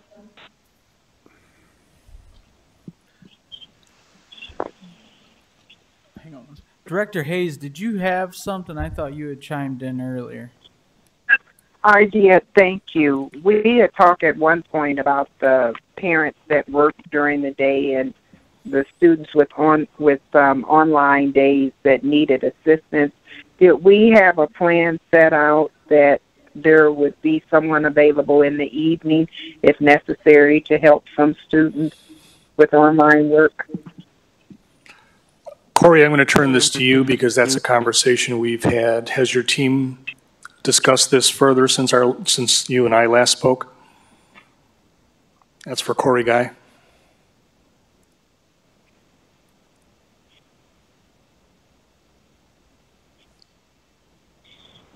Yes, so the online lessons are going to be provided in a asynchronous way, so that at any time a student doesn't have to log on necessarily during the morning hour to access the online learning in the 50% model. So, and then we're going to be working closely with HR to identify support for students who need that support after school hours. So for example, the online learning portion, okay, go ahead. I'm sorry, Corey, I didn't mean to interrupt you. Go ahead, I'll finish when you're done. So the online learning portion is going to be videos, it's going to be explicit instruction with some independent tasks that students can do. We have an online learning platform that we will be getting for our pre-K through first grade that's a lot easier for parents, for students to access. So it will look different than during school closure. And then we will work to try to find support with teachers that we have on staff for those after school hours. Thank you, Corey. And I think, Linda, that's an important point. We may have some teachers that have the exact same issue that our parents have, in the sense that they have childcare responsibilities during the day. And we're hoping that perhaps we could utilize those teachers in a non-traditional off hours such that they can be of support and help to our students and solve two problems at one time, if that makes sense. It does. And I just want to thank each of you all that are working on this, because I know this is a struggle for everyone. We're dealing with something that we've never dealt with in the past, and prayerfully never will deal with it again. And it's almost like we're making up the rules as we go along. There's no playbook to follow for this. And I just appreciate the flexibility that everyone's putting into this to make it work somehow, because that seems to be community concern. You know, I'm not ready to send my children back to school, but what other alternatives do I have? So thank you for all your support that everyone's put into this. On behalf of the district, thank you for the kind words. Thank you. Director Poston, did you have something? Concerning our special ed students, once we get started on the return to learn, will there be an opportunity to possibly get all our special ed students full-time into classrooms if there's enough classrooms open up for that? I'm not sure I could answer that question today, because that's going to depend on staffing levels and how much staff that I have available. And I don't know if Dr. Schmitz, if you've projected our staffing levels in relation to potentially having all of our special ed students back, because it is a significant portion of our student population, and we would just have to make sure that we're not creating any social distancing issues, because now we've increased the density within our schools. So I think in the very beginning, it's certainly going to be a prioritization. If at all possible, I would certainly advocate for allowing that. If we could make it happen, we'll certainly try to make it happen. But today, I can't make that promise that it would be for 100% of the students. Well, Go ahead, Sandy. Can you hear me? Yes. The other issue with that is, and this is often not understood by a lot of people, but and we can talk. I'm very much looking forward to our committee of the whole meeting in August, where we can have a real discussion around many of these issues. But many of the largest percentage of our students with IEPs actually get their special education services in general education. So they're not pulled out. So it would be very difficult for us to bring them to school if their general education peers are not there. But for those students that I believe you're talking about, Director Poston, that need perhaps more intense services, more intense time, with their specially designed instructions, that's exactly what the IEPs are going to be talking about within the next month. Okay, yeah. I just still think, you know, that as far as the special ed students are concerned, we need to have them as a priority. And my other concern is, and everyone is well aware that I'm in favor of 100% all students in class. It looks like that's not going to happen. The 50% online learning, I guess you would call it compromise. It's probably the lesser of two evils. But I want to go on record that I absolutely do not favor 100% online learning. And I don't feel that the superintendent should apply for a waiver. And again, we've had this discussion before, and we've come to the conclusion that we're going to agree to disagree. But that's where my stance is going to be. And I think everyone on the board should take a stance and go on the record as far as which return to learn program they favor.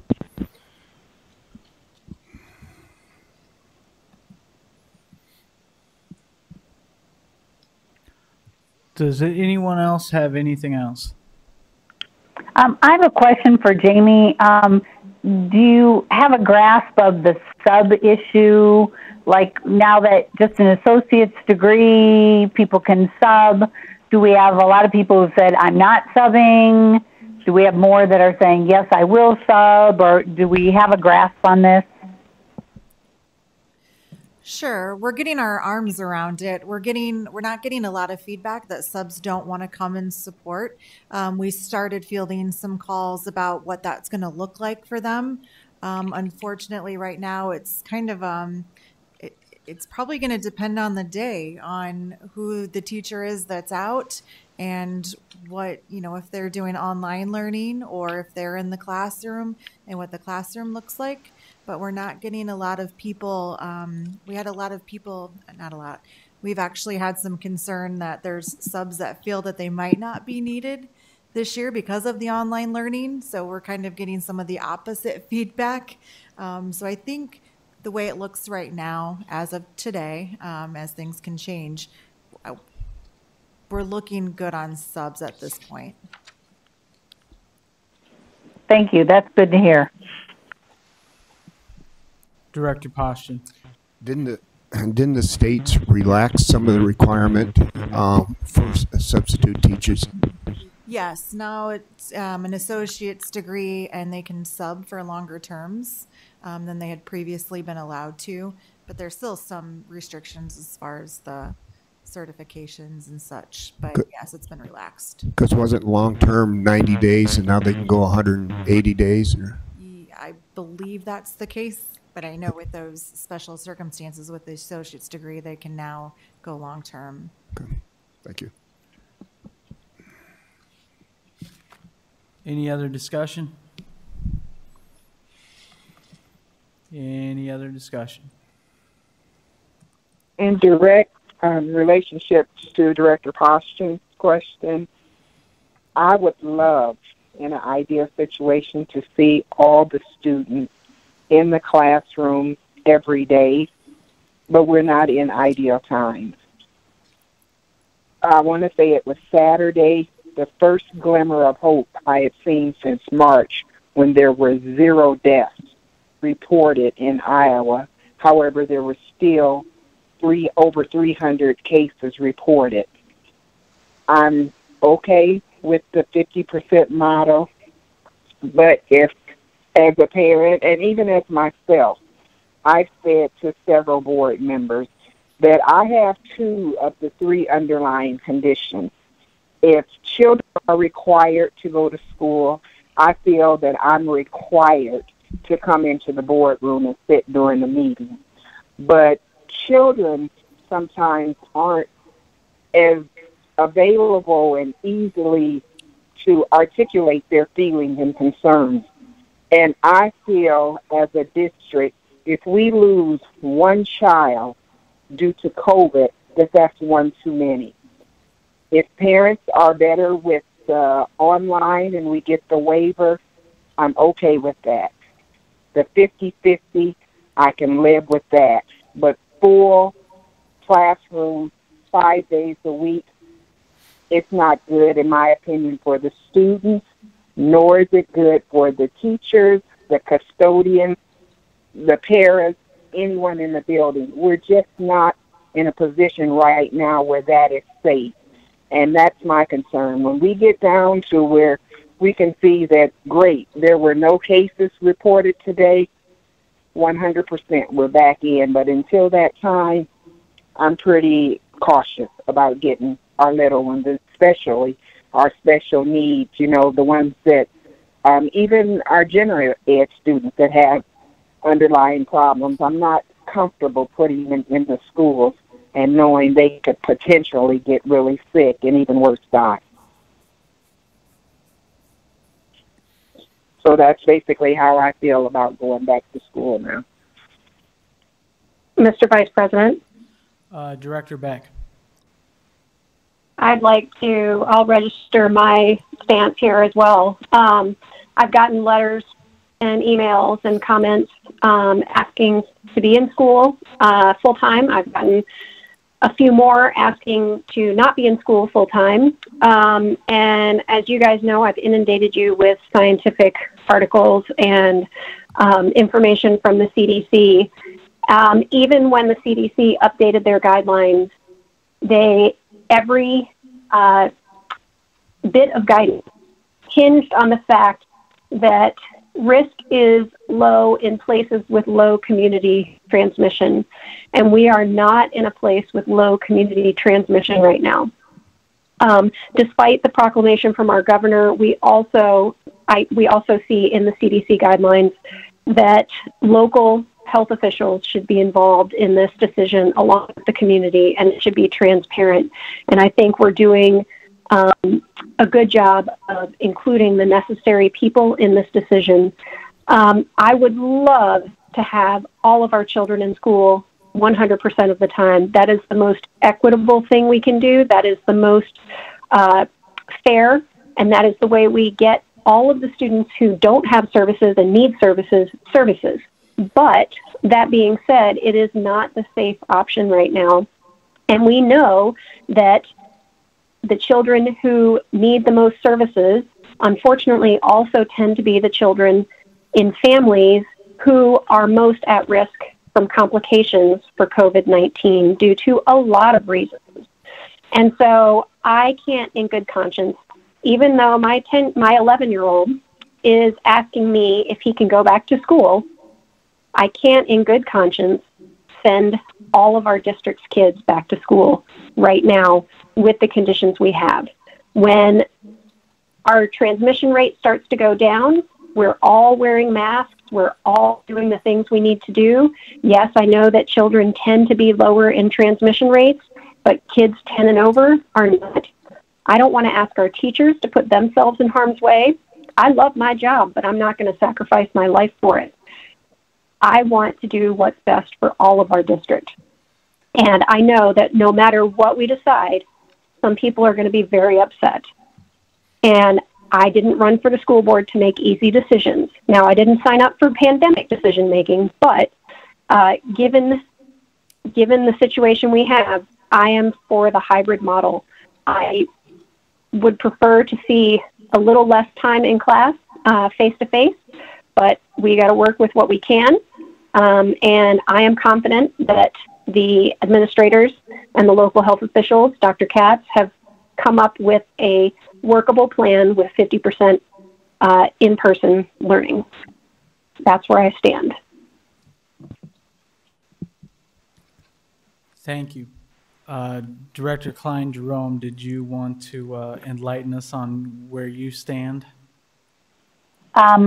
Yes. I could not in good conscience say it should be 100% back into the classroom. With our numbers rising, the health department saying this is not safe. I can live with the 50% model. And if the numbers keep going up and we have to go online and we get a waiver to go online, I can support that as well. It's not going to be forever. We're not looking at this as, oh, we're going to be online the entire year, hopefully.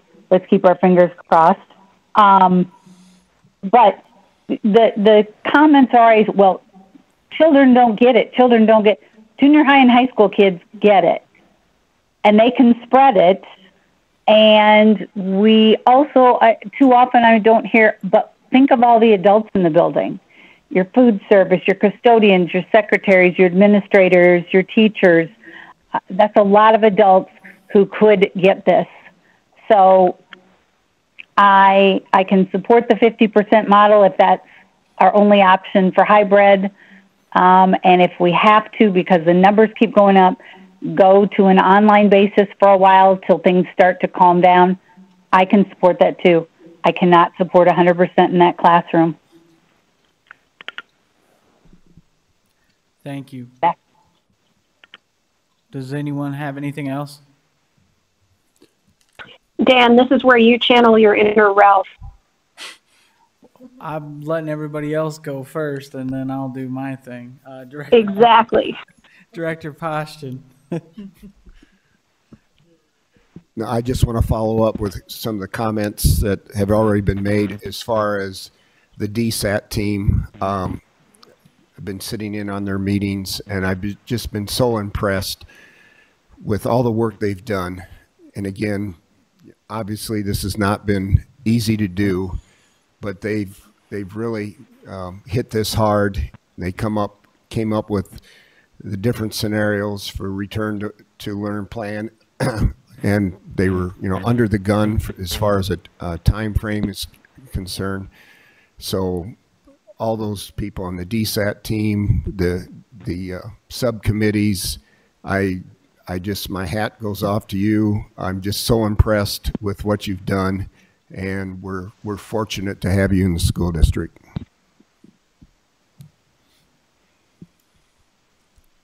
My turn.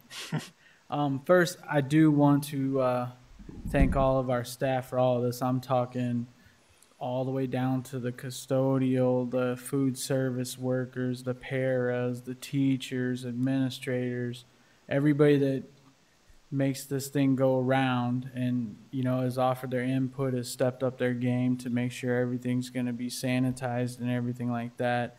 To answer your question, Mr. Superintendent, I support you going for the waiver wholeheartedly.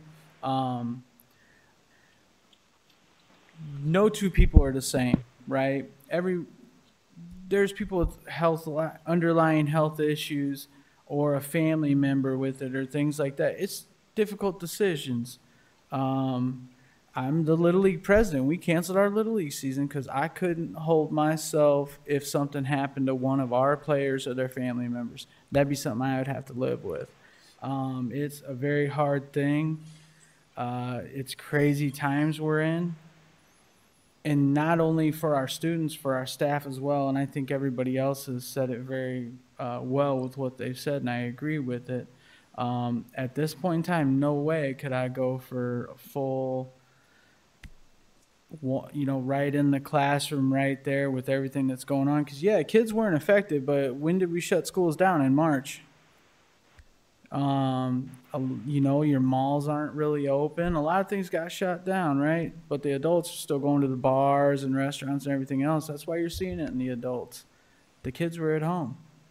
Now you start seeing a little more because you had baseball came around and you had baseball tournaments and stuff like that. It's unprecedented times. No one can say who's going to get it, who's not going to get it.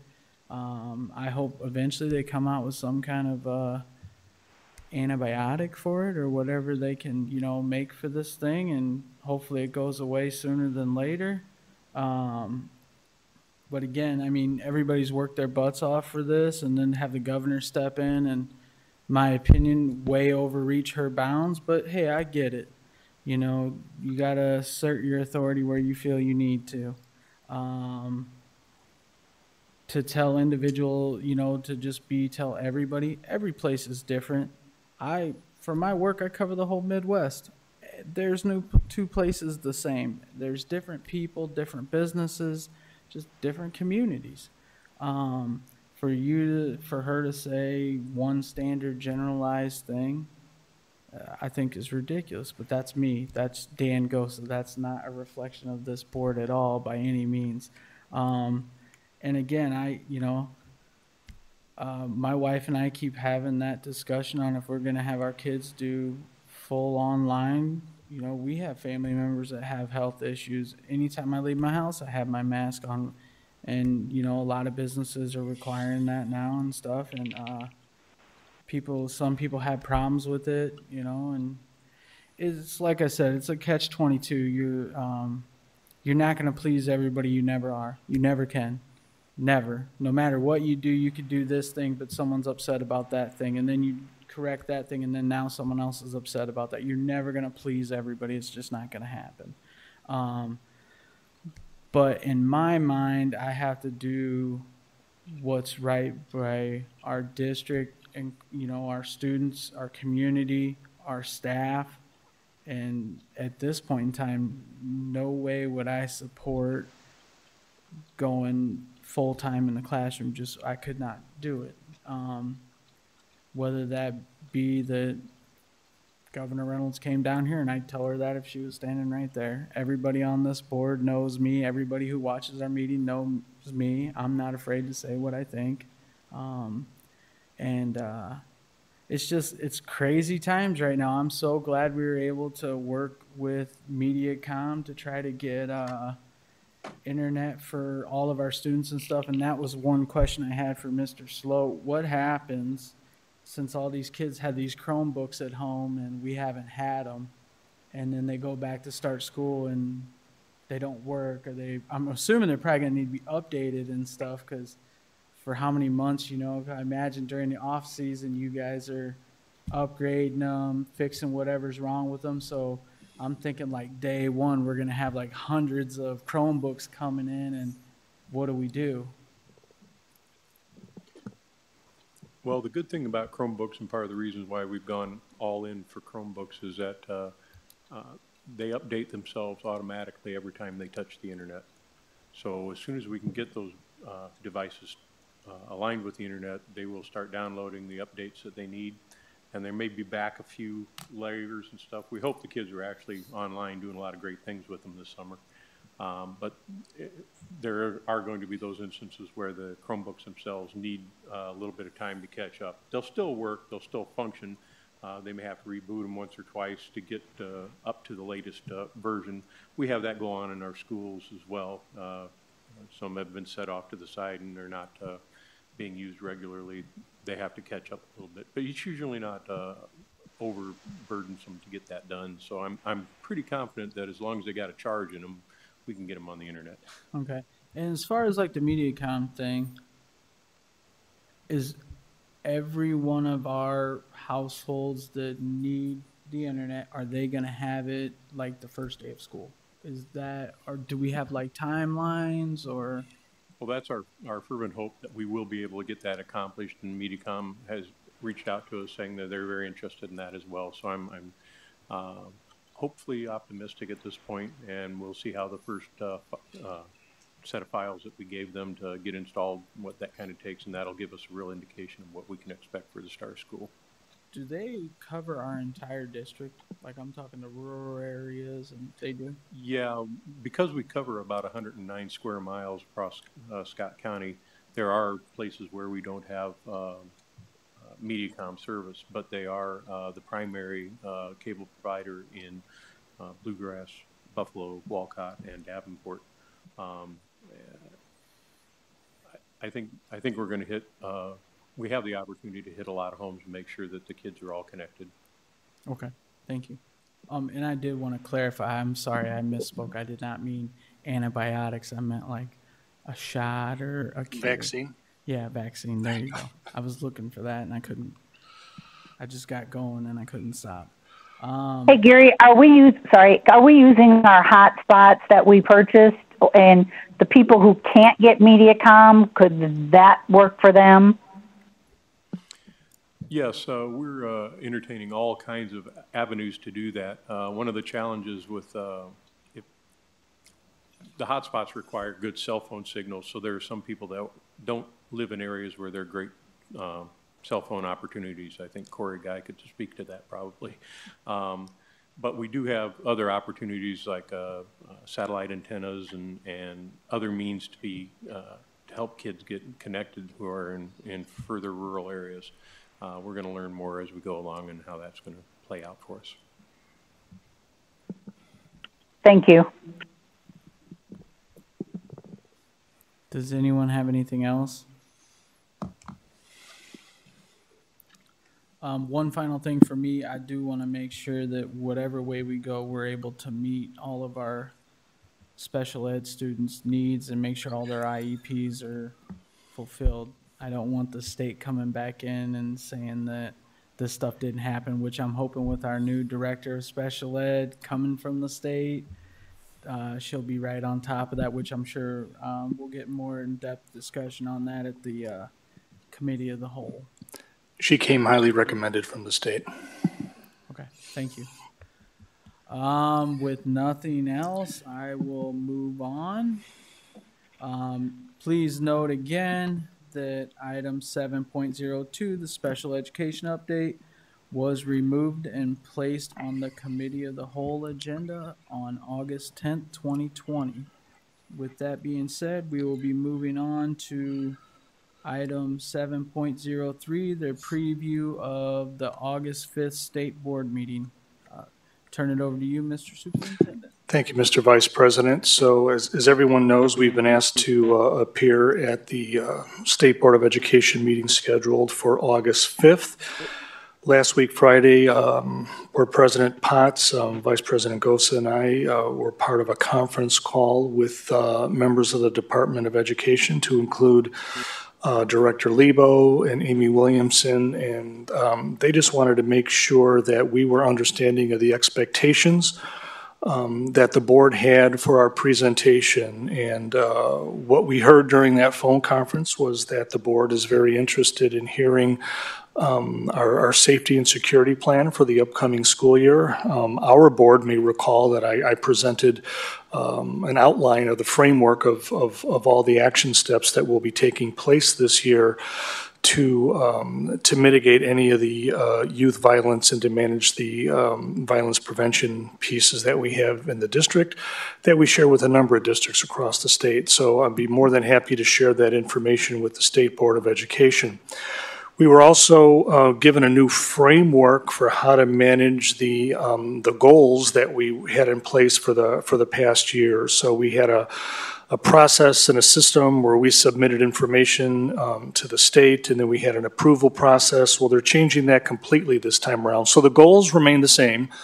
Those haven't changed. The one goal that was missing that was quite pleasing to me was the fact that you hired a superintendent, and that was one of your first goals for last year. So you got that one knocked out. But we certainly, not to make light of any of this, they're asking us to, make sure that we have systematized the work that we've done this year, and where we've had success, let's show them that we can continue that success and sustain that success.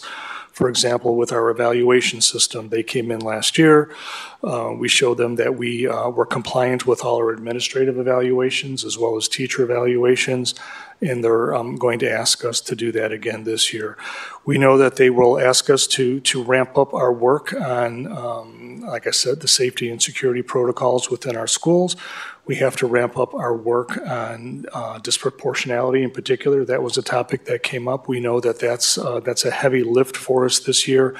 But my responsibilities will increase such that not only do I have to provide a monthly reporting to the state, but I also have to provide it in very significant detail. In the past, Amy Williamson was responsible for speaking to the board on our behalf and explaining where we are in the process.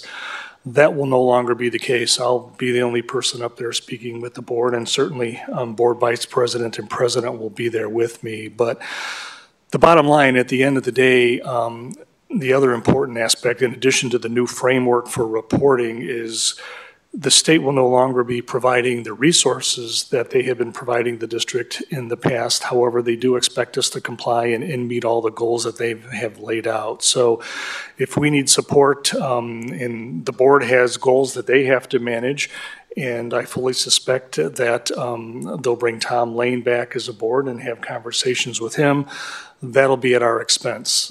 Similarly, if there are other avenues within the goal document that we have to manage, if the Board of Education at the state level feels as though we need some more support in a particular area, and I'll just say disproportionality for the sake of argument, they will have the right to send someone here, but where in the past they were footing that bill, that's going to be on us. So there's a level of we have to do the work, we have to finance the work. We will do the work. We're going to get all this done, and I'm going to assure the state board when I meet with them, and I'm sure Dan and Bruce will echo the same sentiments that we're on board, and our goal is to meet all the goals at the end of this school year and never have to report to the State Board of Education again and have our full accreditation. I'm confident that we will get there. It's going to take some more significant work this year, but that work, we're going to have to do most of that work internal on our own because the state won't be sending in the resources that they have in the past. I do know that they have a sense of urgency. They want to see this work get done. They want to see this work get done now. We assured them on our conference call, and we will assure them again on August 5th that we share their same sense of urgency moving forward. So that was my take on the conversation that we had, and we're hopeful that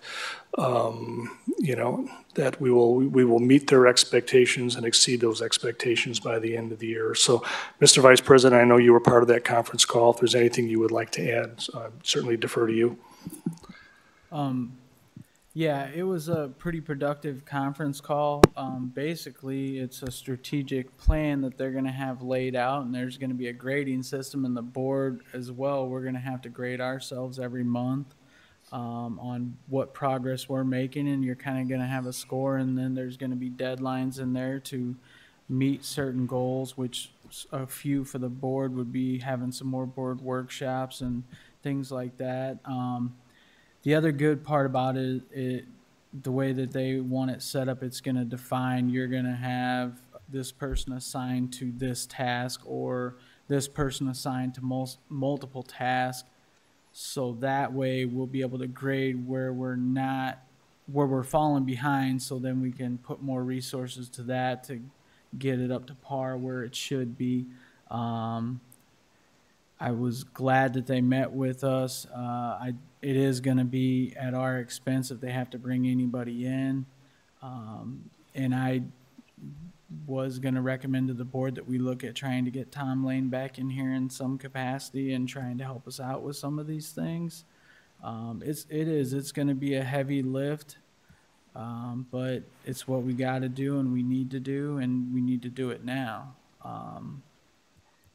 There was a very much sense of urgency that they want to get this done. And again, I think they're going to be voting on this at the August 5th meeting, and there might even be changes, I would imagine, if their board members have changes. But this is what we talked about is what they had presented to us, and that's what they're going to present. So they operate much in the manner that we do. So we met with their administrative team, and the administrative team is going to present this recommendation to their board. So just like you as a board can make adjustments to those recommendations. As soon as we know what those become when they're final on August 5th, we'll certainly share those with the rest of our board and the community. But the final say will be on August 5th from the State Board of Education. Do any board members have any questions?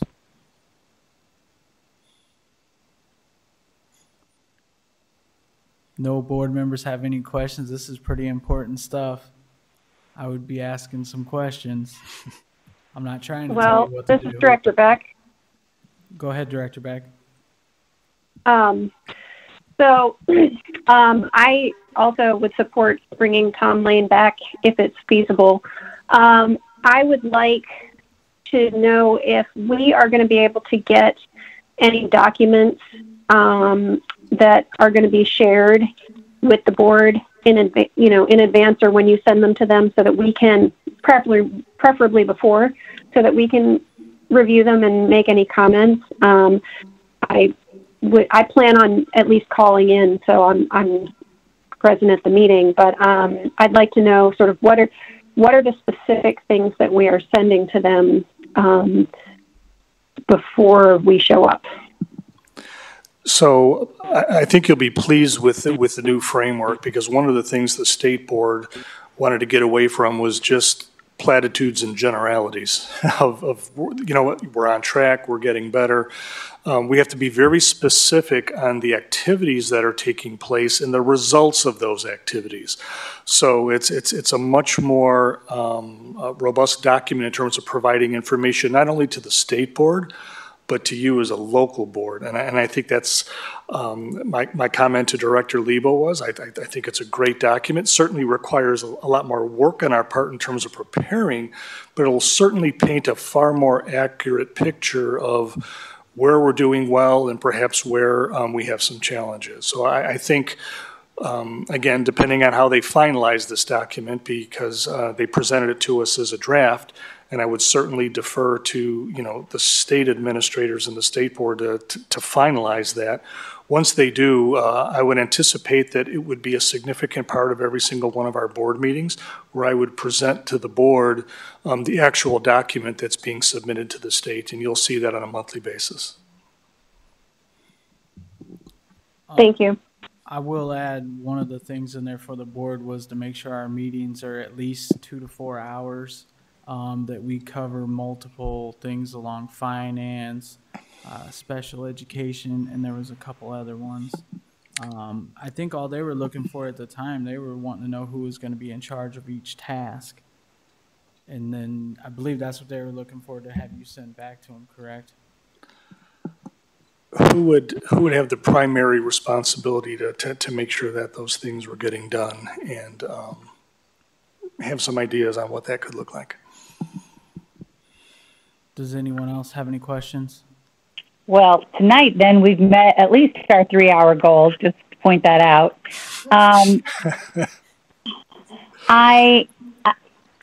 Bringing in other people, the right people who really are going to do something, could be very positive, but paying for them concerns me because we've cut and cut and cut to get our budget under control, and I don't feel like we've got just, this big pot of money to pay extra people.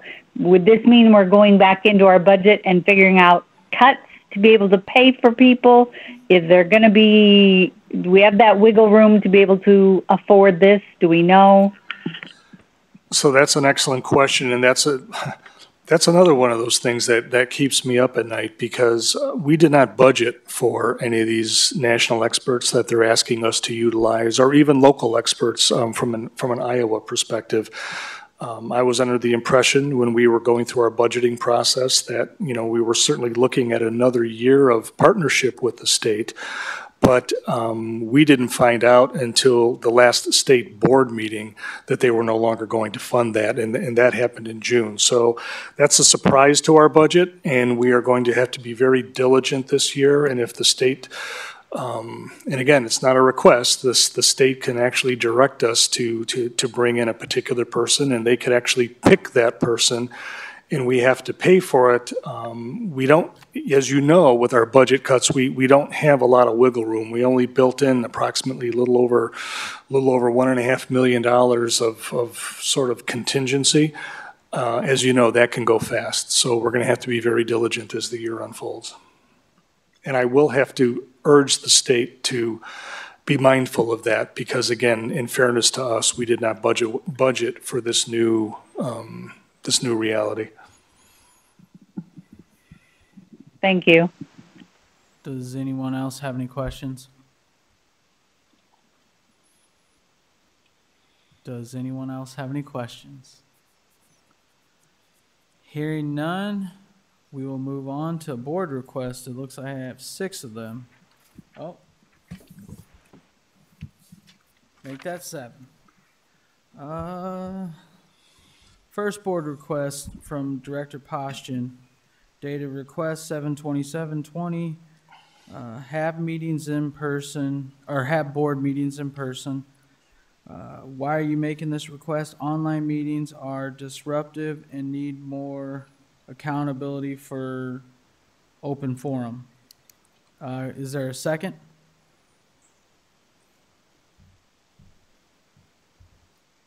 Is there a second? Was this for agenda item to have a discussion on this? Was that what you're looking for?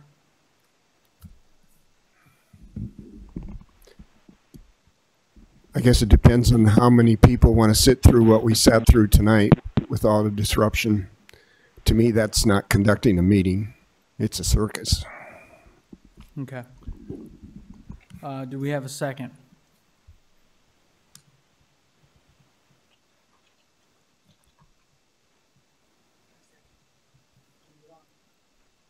No second.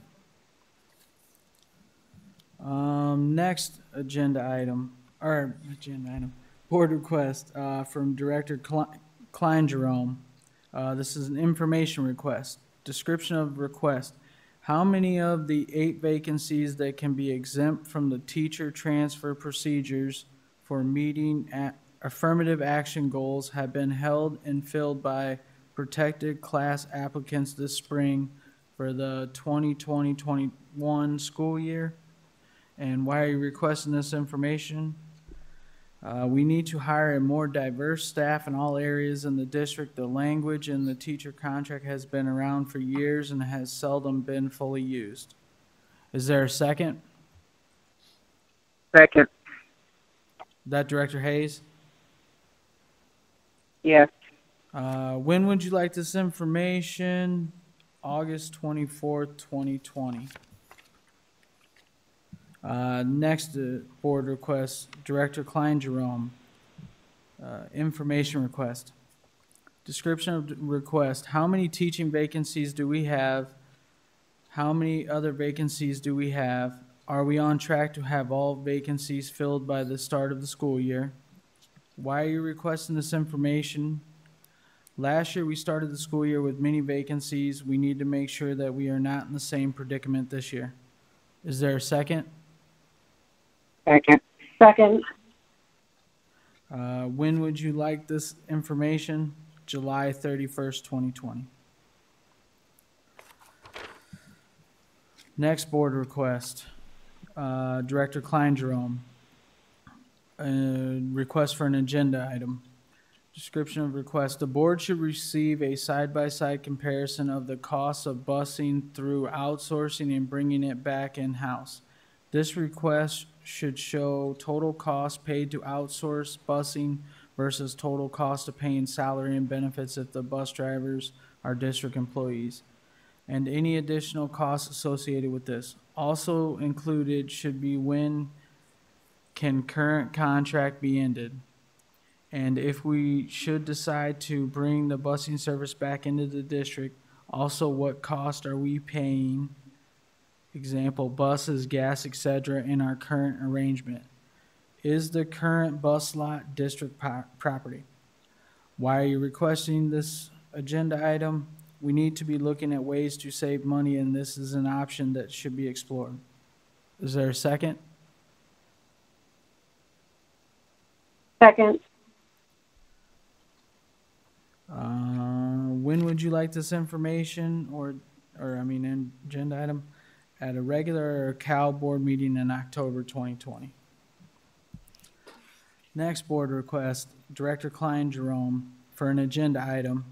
Board needs to hold a discussion about holding an additional regular board meeting each month or amending current policy. Why are you requesting this agenda item? With the Return to Learn plan reopening schools during this pandemic, Department of Education expectations and citations, we need to meet more than twice a month to stay informed on these issues. Having a set date of these meetings might avoid the emergency scheduling of meetings. Is there a second? Second. Second. When would you like this agenda item? Beginning in August. All right. Next board request from Director Hayes. This is a request for the policy committee. When major announcements are made, I would like a policy to require that the information to be shared with TAG Communications and the board prior to hitting the media. Why are you requesting this information? It really puts the board in an awkward position to be asked questions on issues that you have no knowledge of. It's just a common courtesy not to be blindsided.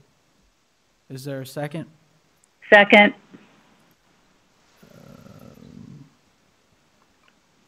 And then when would you like this information? You didn't put that part, Linda. When would you like it? Our next meeting. Maybe by next meeting. Okay, thank the you. next policy meeting.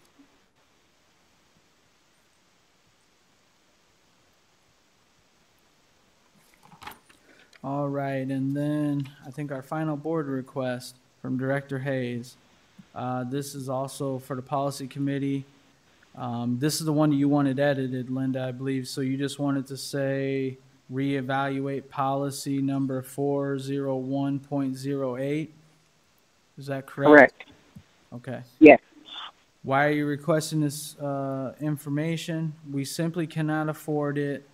Our resources must be utilized where we get the most bang for our buck. Is there a second? Second. And then you would like this one at the next policy committee meeting.